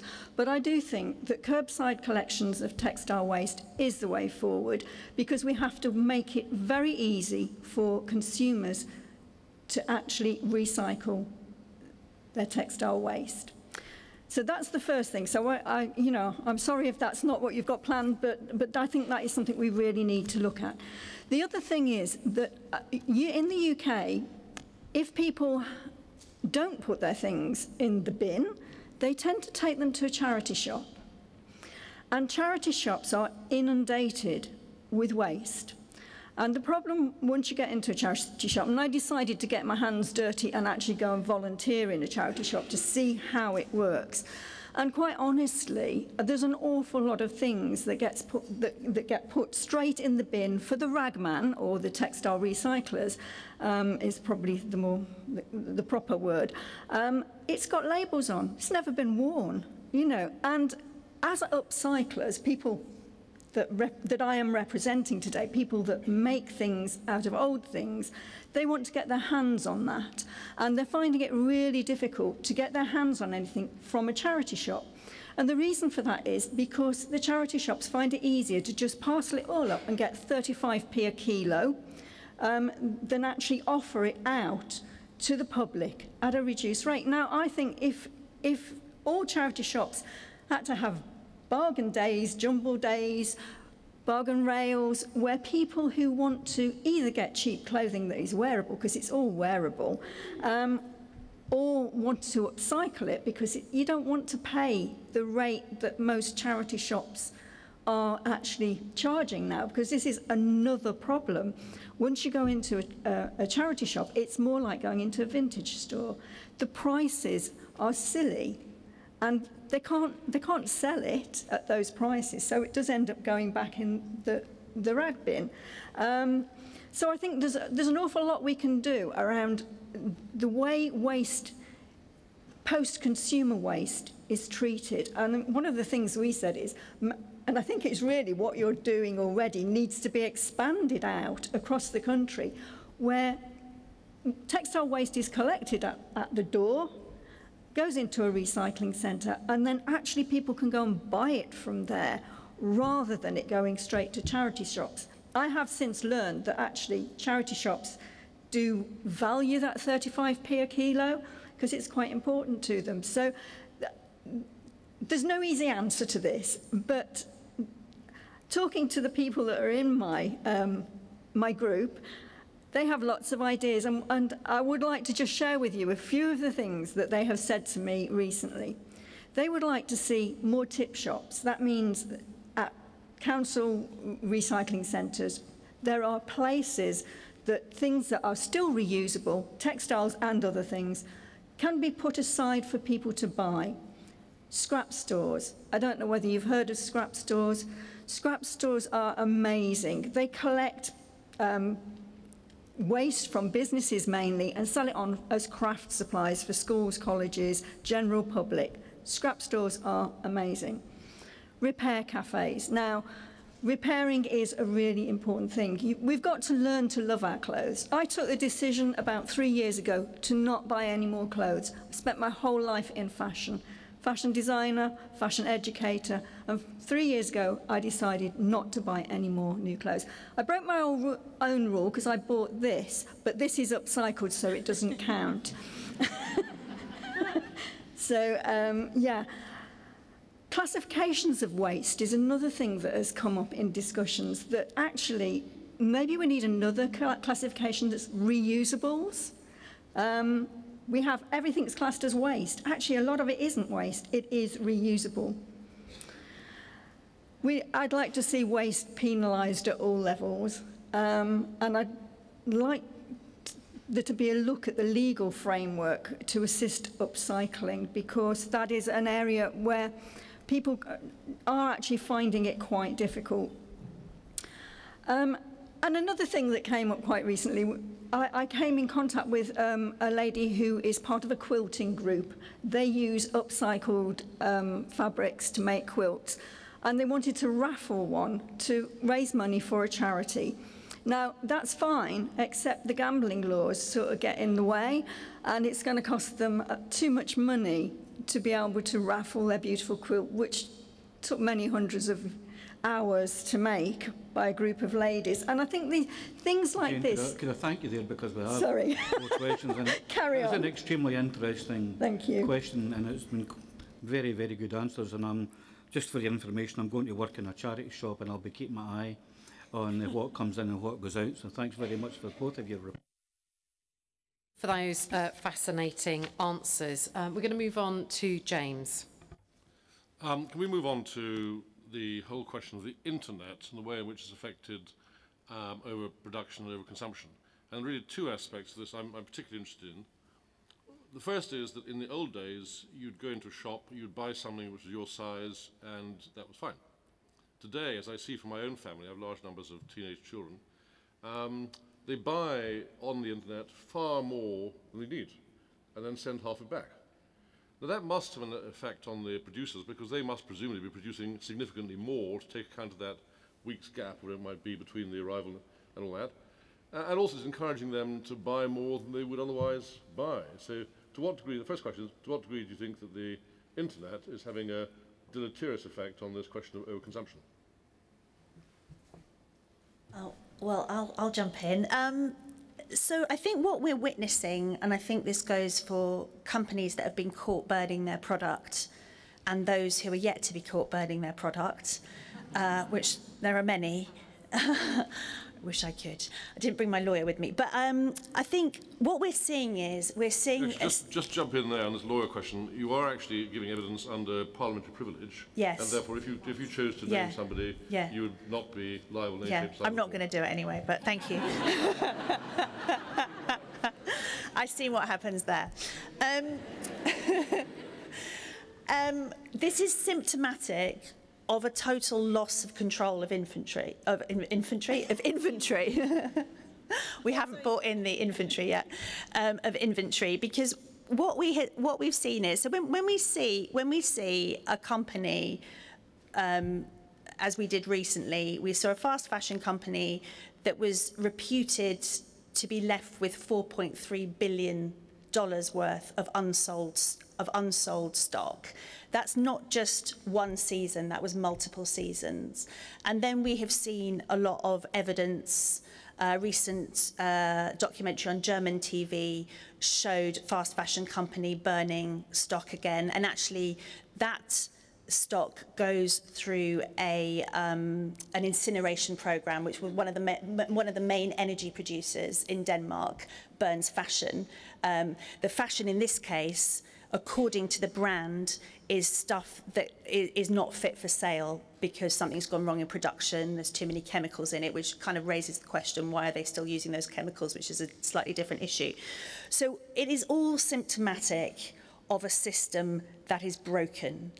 And then you add on the power of social media and the online experience of buying clothes, which is actually set to get faster and is getting faster because we now have a touch screen. You know, there's a new TV show that's coming out where you can tap the screen if you like something and it will pretty much arrive at your house. I mean, you know, we are taking away all of the steps in the chain that gave pause for thought in the old days when you maybe saw something in a magazine, thought about it, saved your money. All of those kind of processes are gone. And we have to think very seriously, as the other panel, members of the other panel said, about mental health and what that does and the pressure that that puts on young people. I also think that we have to be slightly careful not to put all of the blame on the shoulders of the digital generation. It's not their fault, they're digital consumers. And I think we have to kind of balance our shock and awe at the speed of delivery. But the inventory, cutting inventory and curbs on inventory is absolutely key. We crashed through a barrier which wasn't even acknowledged a few years ago when we started producing over 100 billion new garments from virgin resources every year. That is extraordinary, absolutely extraordinary. By some estimations, we're now at 120 to 150 billion new garments a year. We cannot sustain that on any level. There is another way, and I've actually forgotten what I was going to say then, but sorry, I was listening. What I was actually going to say is there is another way to deal with fashion. There's lots of small people, young designers, people who have come to fashion later in life, who are producing on a very small scale.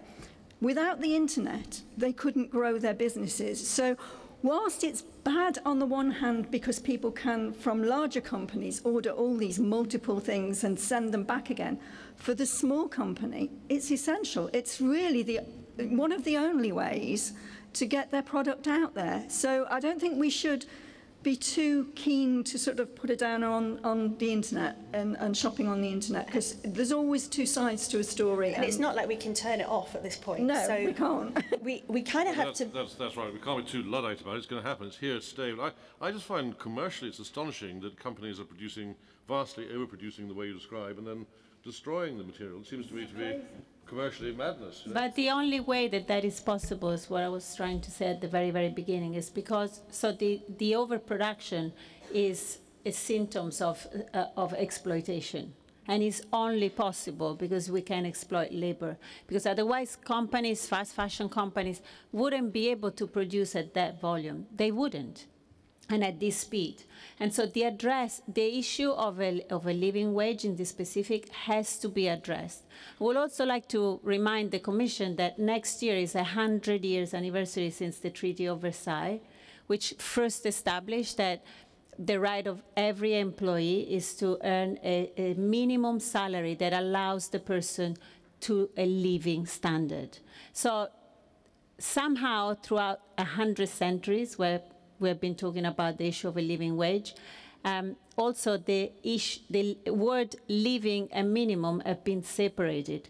So today, the minimum wage is often the ceiling for those companies, rather than being the bottom line. And it has been proven that if we establish the legality of a living wage, then companies that pay the minimum wage are doing so knowing that they're not paying the living wage. And that is wrong. The effect of social media, particularly influencers. Love Island, I gather that within seconds of somebody appearing on Love Island, the sales of the items on Love Island were through the roof. Those things were being kept by youngsters for extremely short times until it appeared on Instagram, and the moment it's on Instagram, they throw it away again. Is that a reasonable summary? And if so, what on earth can we do about it? Yeah, I mean, it's a great summary, and I think we have to think when we look at the actually quantify the impact of fast fashion at that level and at that velocity. We have to ask ourselves, and hopefully your commission, I mean, you're taking evidence about it, and if we conclude that the price is too high to pay, both environmentally and from a social justice point of view, as Livia points out, it's based on exploitation. That's the only reason those economics work for those brands in that way. Then we have to say, should we be advertising? Does that contravene advertising standards? You know, it's a highly polluting product. If at some point, I think Professor Williams mentioned, or somebody did on the last panel, that there's evidence now that it has an ill effect on mental health to be consuming at that level. You can imagine at some point, when we've got an evidence base for that, that will be considered harmful almost. And these are the things that we have to look at. We have to look beyond the immediate crisis, and we have to think how this is impacting this generation and how it will play out. I wrote a piece recently where I was involved in a documentary called Fashion's Dirty Secrets that was on BBC One and was presented by Stacey Dooley, who's enormously popular and doing brilliantly in Strictly Come Dancing at the moment. Please do vote for her. I hope that's not an abuse of this commission. I'm not sure parliamentary privilege allows us to interfere in Strictly. Strike that from the Hansard. But during that, what I thought was really interesting about that documentary was that they specifically convened a panel of Instagram influencers. So Stacey went out and uncovered the truth about the production of fashion, came back and basically confronted them with it. And I thought, you know, several of them really took it to heart, and it was a very interesting examination of what they see their job as an Instagram influencer. This is, you know, certainly for me, this is a new profession which I wasn't aware of, and we have to understand where they see their role and understand how they can help us deliver these messages. You heard, you know, when Andrea talks about waste, I actually think it sounds really exciting and dynamic, and there's so much opportunity in the reuse, rewear and resale economy, which, by the way, by 2021 is projected to be worth $33 billion.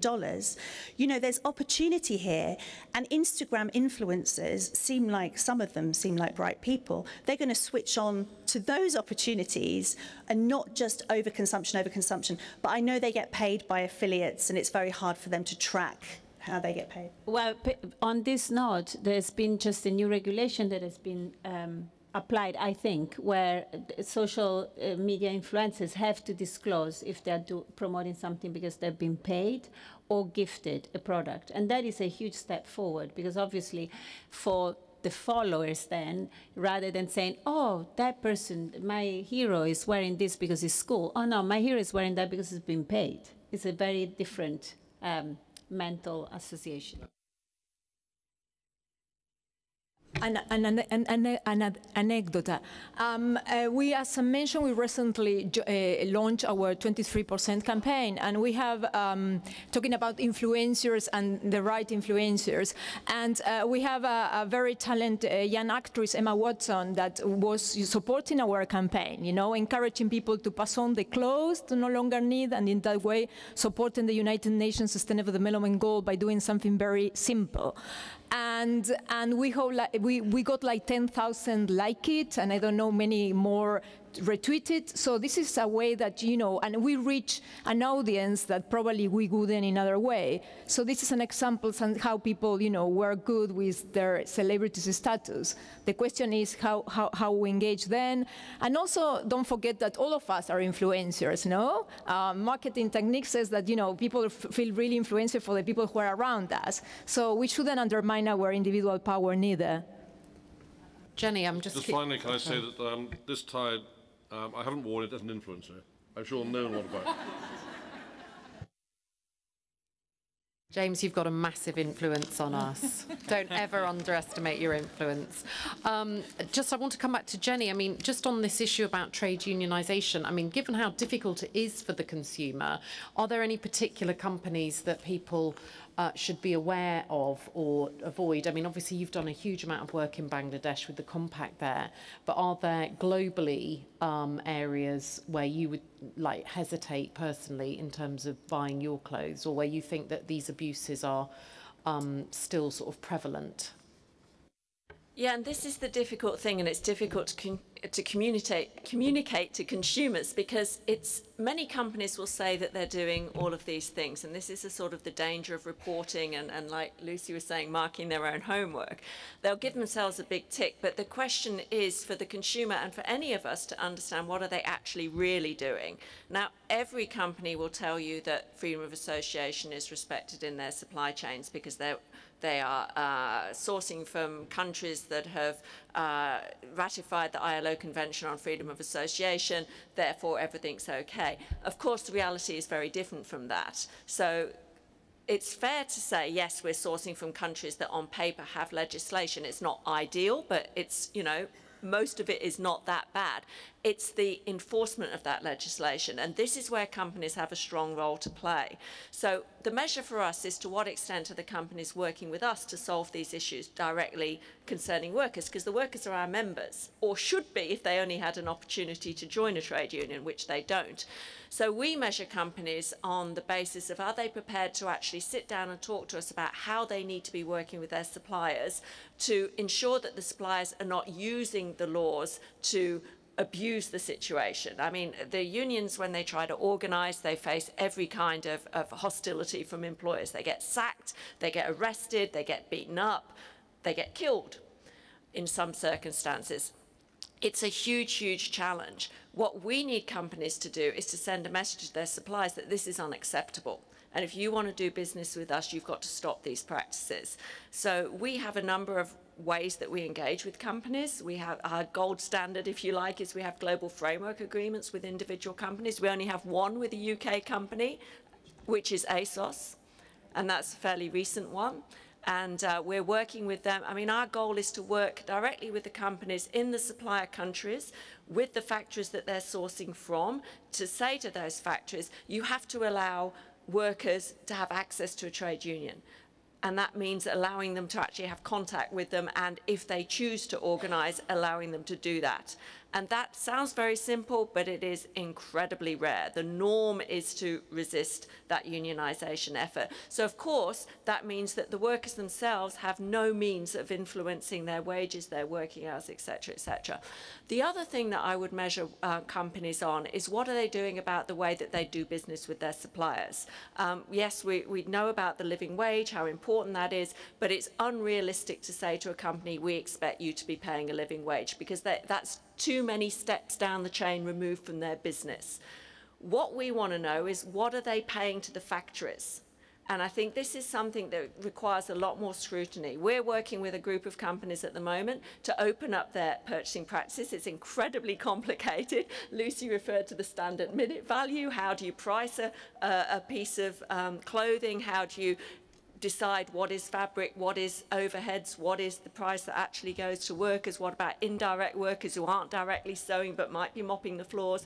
It's incredibly complicated, but this is the thing that determines the outcome for the workers. And it's also linked to this high volume thing, because if the workers were paid properly, they could be still getting a decent wage, not producing quite the same volume of clothing. You would have better quality clothes that are fewer but guarantee wages. So it all comes down to, what is the business relationship between the company and the factories that it's sourcing from? And I don't know to what extent there could be greater scrutiny of that. It is very complex, but we're starting to learn what the different factors are that go into a price. We're doing that with the companies so that we can then make them make commitments around that, which enable us to negotiate with the factories to get better wages. But that's the first step of it. And I think this is the contradiction between the CSR practices on the one hand, where they're say that they're trying to do things and some are actually doing it,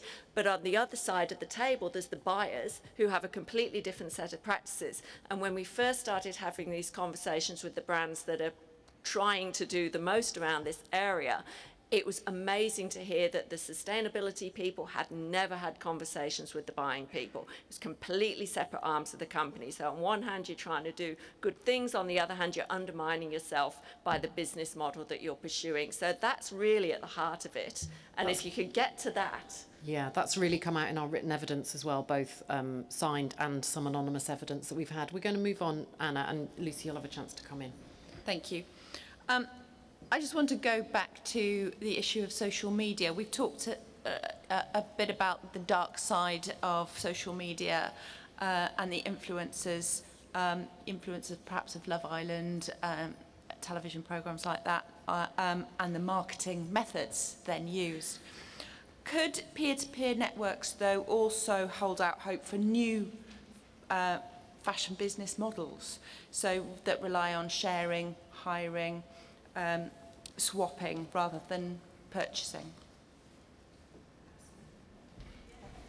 And I think one of the things that's really, just as a real kind of back to basics point, like I said before, that the online and offline resale market is projected to be $33 billion by 2021 or whatever it is. There's obviously a massive opportunity there. And when you think about, so when the global middle class increases, as it is by, like 150 million a year or whatever, in different territories around the world, what often happens to clothing, reused clothing, is that their market goes into decline. So the middle class goes up, the clothing market shrinks, reused clothing market shrinks. What we need to do is get the global middle class, get appetite for reuse in that market, and then we can match those markets up and really maximise that opportunity. And the way that we can do that is through innovation, awareness, brilliant campaigns, and building the profile of reuse. I was thinking before, when Jane was talking about recycling, we were talking about all the amazing things that you can do with upcycling, it's very like plastics in a way, because I've written a lot about plastics recently, and about although the big brands will tell you, hey, we can recycle this, let's make it all about recycling. We'll collect the garments and they'll be closed loop and they'll get changed into other garments. And as you know from the previous panel, we're a long way off that technically. Recycling has to be pushed so far along, and then all the other R's have to be slotted in between: resale, rewear, hiring, which doesn't begin with an R, but all of those kind of things, all of those business models have to slot in between so that we can match up these markets. And I think already we're starting to see some very interesting projects. Patagonia, Wornwear, very interesting. They've created almost with their partner like a white label for reuse Patagonia model. And it means that people on lower incomes also get the chance to be part of this economy as well, which is also really, really important. And within those models, there are new innovations around washing and preparing clothes as well, but you have to invest in them. At the moment, we see big brands, fast fashion brands, so-called partnering with a recycling scheme, and they're not really investing anything into it. There's no venture capital fund, there's no actual investment of energy or money going into these new things. And for them to take off, we need proper commitment and investment. Could I just say, there is another word for hire, it's rent, and it begins with an R. Yeah. That's why they pay the big bucks, you see. Can I just go back quickly, Mary, to a question about, an answer about the, a company that has done most to address social issues in their supply chain, and that's Unilever. And Unilever is not in fashion, but we, with the lawyer circle, with the lawyers, we consulted with them a lot, because what they've done across their supply chain is really, really extraordinary. And they were the first company in the world to publish an ethical supply chain report publicly. They worked for a long time to establish a fair wage system. So I would definitely also talk to them and involve them in the conversation, because they can tell you not only about the problems, but about some of the interesting solutions.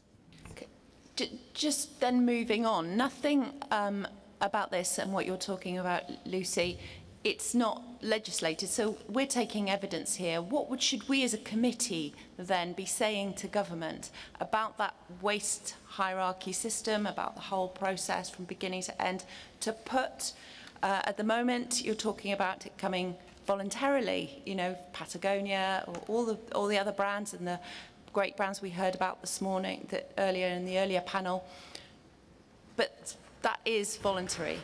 What do we need to be saying to government to legislate on this? Well, I think the panel before asked for VAT to be dropped on rewear and reuse startups, for example. I mean, I think that's a really amazing idea. And I think a lot of these brands like Patagonia, and you heard from Hyatt before, they're building like an amazing, you know, it's part of their brand build as well, that they put these. So in a way, that's a little bit of a, that's the sort of market economy bringing these things through. But I think in order to create a level playing field where fast fashion doesn't dominate and lets these things through, I think something like VAT repeal, or whatever you want to, however you want to call it, would be really, really useful. I don't know if Jane wants anything. I do think that small businesses, the cottage industries do need some help somehow, some leg up, because it's not a level playing field at the moment. And I think there is a real need for some legislation that actually helps people who want to start their own business, be that repair, be that upcycling, be it just using, you know, sustainable fabrics. Yeah, there's help needed there to help grow new industry in this country. I think that's one big thing that needs to happen. I might just add about recycling, if you wouldn't mind. One of the things that has also happened in France, and I'm not sure where this law has got to, but it's the same, again, with plastics, with recycling, anything. You need to make it simple. So you need to cut down the different streams of textiles going into products in order that recycling becomes feasible, and that's something that they've looked at mandating. I think I'm right in saying France. Yeah, it is. Thanks. Final question from Geraint. Yeah, I want to come back to how we encourage young people to repair their own clothes. Is it through education, giving them the skills to do that, or is it perhaps through imposing a plastics tax, given what we've heard from Phoebe English and indeed from Lucy, about the polluting effect of plastics in our ocean, but also when we wash clothes, we inhale microfibers and there's health links to cancer, etc. And if we increase the price of these garments, surely less will be bought and more will be repaired. So what's the balance between educating people to repair their clothes and perhaps taxing some of the pollutants that are driving this low-cost industry, which is so harmful? Well, I would say that if you want to educate people about repair, you first have to educate them about the value of what they buy. And the problem, the issue that we're all discussing today is that thanks to the disposability of fashion today, we don't value anything that we buy. And therefore, we don't even bother about repairing it in the first place. But education in school is fundamental. In Italy, I'm at that age where when I grew up, I studied sewing in elementary school. And I think one of the reasons why I still repair all my clothes and every hole in my sock is because I know how to sew. So education is the key, definitely. I think, yeah, actually education in schools, craft skills in schools. I mean, I saw something, I think it was on social media, that even surgeons need to know how to sew, and that the manual dexterity isn't there because we're not teaching it in schools. So I think education has a massive place to play, but also to actually make it possible for people to repair their clothes by actually encouraging things like repair cafes, where people can take things to have them repaired as well. I think that's another thing that we could possibly support somehow. We're also looking now, we're approaching an era when innovation means that there's an alliance between these kind of skills like repairing and pattern cutting and stuff like that, and STEM, basically. We're now looking at Modern Meadows in New York. They're biofactoring leather in a laboratory without any cows. They've isolated the collagen. They can make it in vitro. And the next generation will need a mixture of really good skills and dexterity and an interest in innovation and a willingness to work at the bench with scientists. We're also looking at 3D printing now. You know, there's great capacity for taking the heat out of the overconsumption with 3D printing, for example. So things are changing really fast, but these core skills remain fundamental. And as humans, they're what we bring to the table. They're the things that we can't be replaced for. And we need to remember that as well, because as the global population grows, we need stuff to do. And this is very, very important stuff that we bring. Can I ask, if clothing is very, very cheap, there's simply no point or incentive to spend a lot of your time repairing it when it's easier to go and buy another. And so obviously I agree that we should have all these skills and encouragement, but the issue is if we tax the polluting plastic in clothing and increase the cost of buying these products, people would have more sustainable products, and there would be an incentive to repair these products rather than keeping on buying more. Andrea, what do you think about that?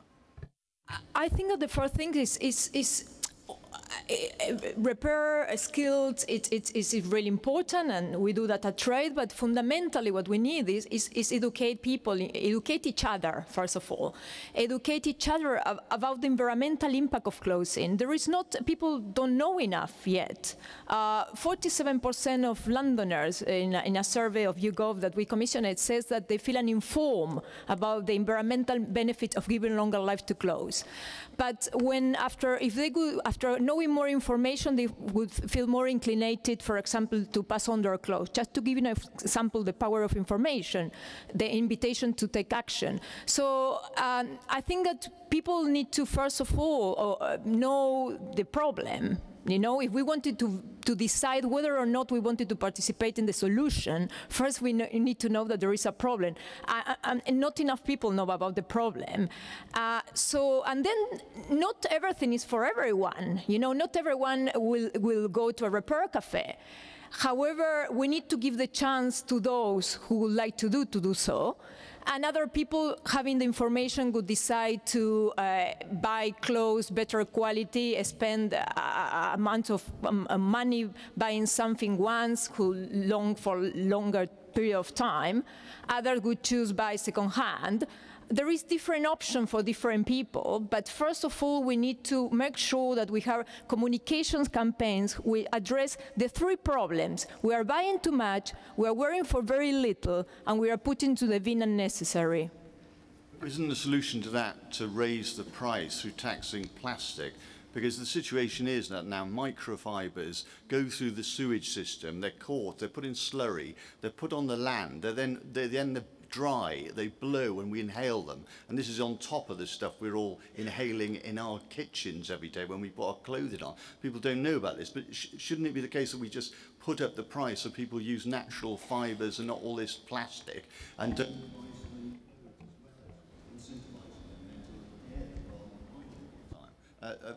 yeah. Yeah, I mean, I remember a time before microplastics. We had synthetics, and I think not all, I want to point out, not all synthetics are microplastics. I mean, synthetics are extruded in any width you want to extrude them, so not all plastics are actually going to cause the problems that you're talking about. However, there is a massive problem, we know that. I mean, one of the things that I have written, the last thing I've written down on my notes here to say is we need to reduce fashion consumption. In answer to your question, yes, I think we need to tax plastics, and I think we need to stop using new plastics. Recycling what we have, because we have it, it's here, it's in the system, it's in the environment, we need to make use of that. We don't need to bury it or burn it, we need to reuse it. So, but generally we need to reduce fashion consumption, and to echo, but just to put it into different words, we need to buy less, we need to buy better, and we need to keep things for longer. And that's basically how I feel.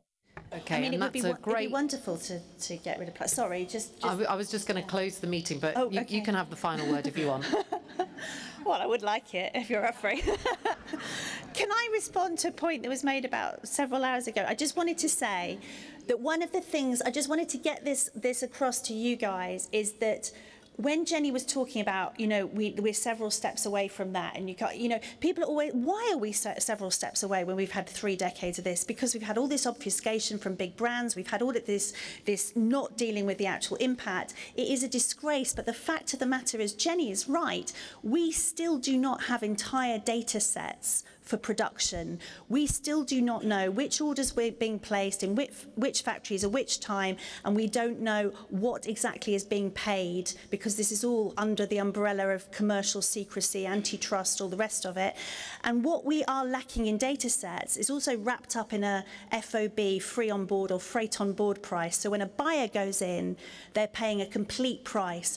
We need the industry, the fashion industry, to give us these statistics so that we can really drill down and make proper decisions and proper choices. And I think the fashion industry should be mandated to give us those statistics. So that's what I would also ask for. Well, thank you all very much indeed. Buy less, buy better, use longer will be our little mantra from this session. But we are going to, in our next session, meet with those online retailers and the high street retailers as well. So we will be putting to them the questions that you have raised, in particular the fact that we've had 30 years and 5 years since Rana Plaza to really clean up our act, and why has that not happened. Thank you all very much indeed for being with us here today. Thank you, audience, for your patience, and indeed to our committee staff, the clerks, Hansard, who are here, and our audio-visual unit as well. Oh, someone's baby's crying. That is definitely time to go and have lunch. Thank you all very much indeed.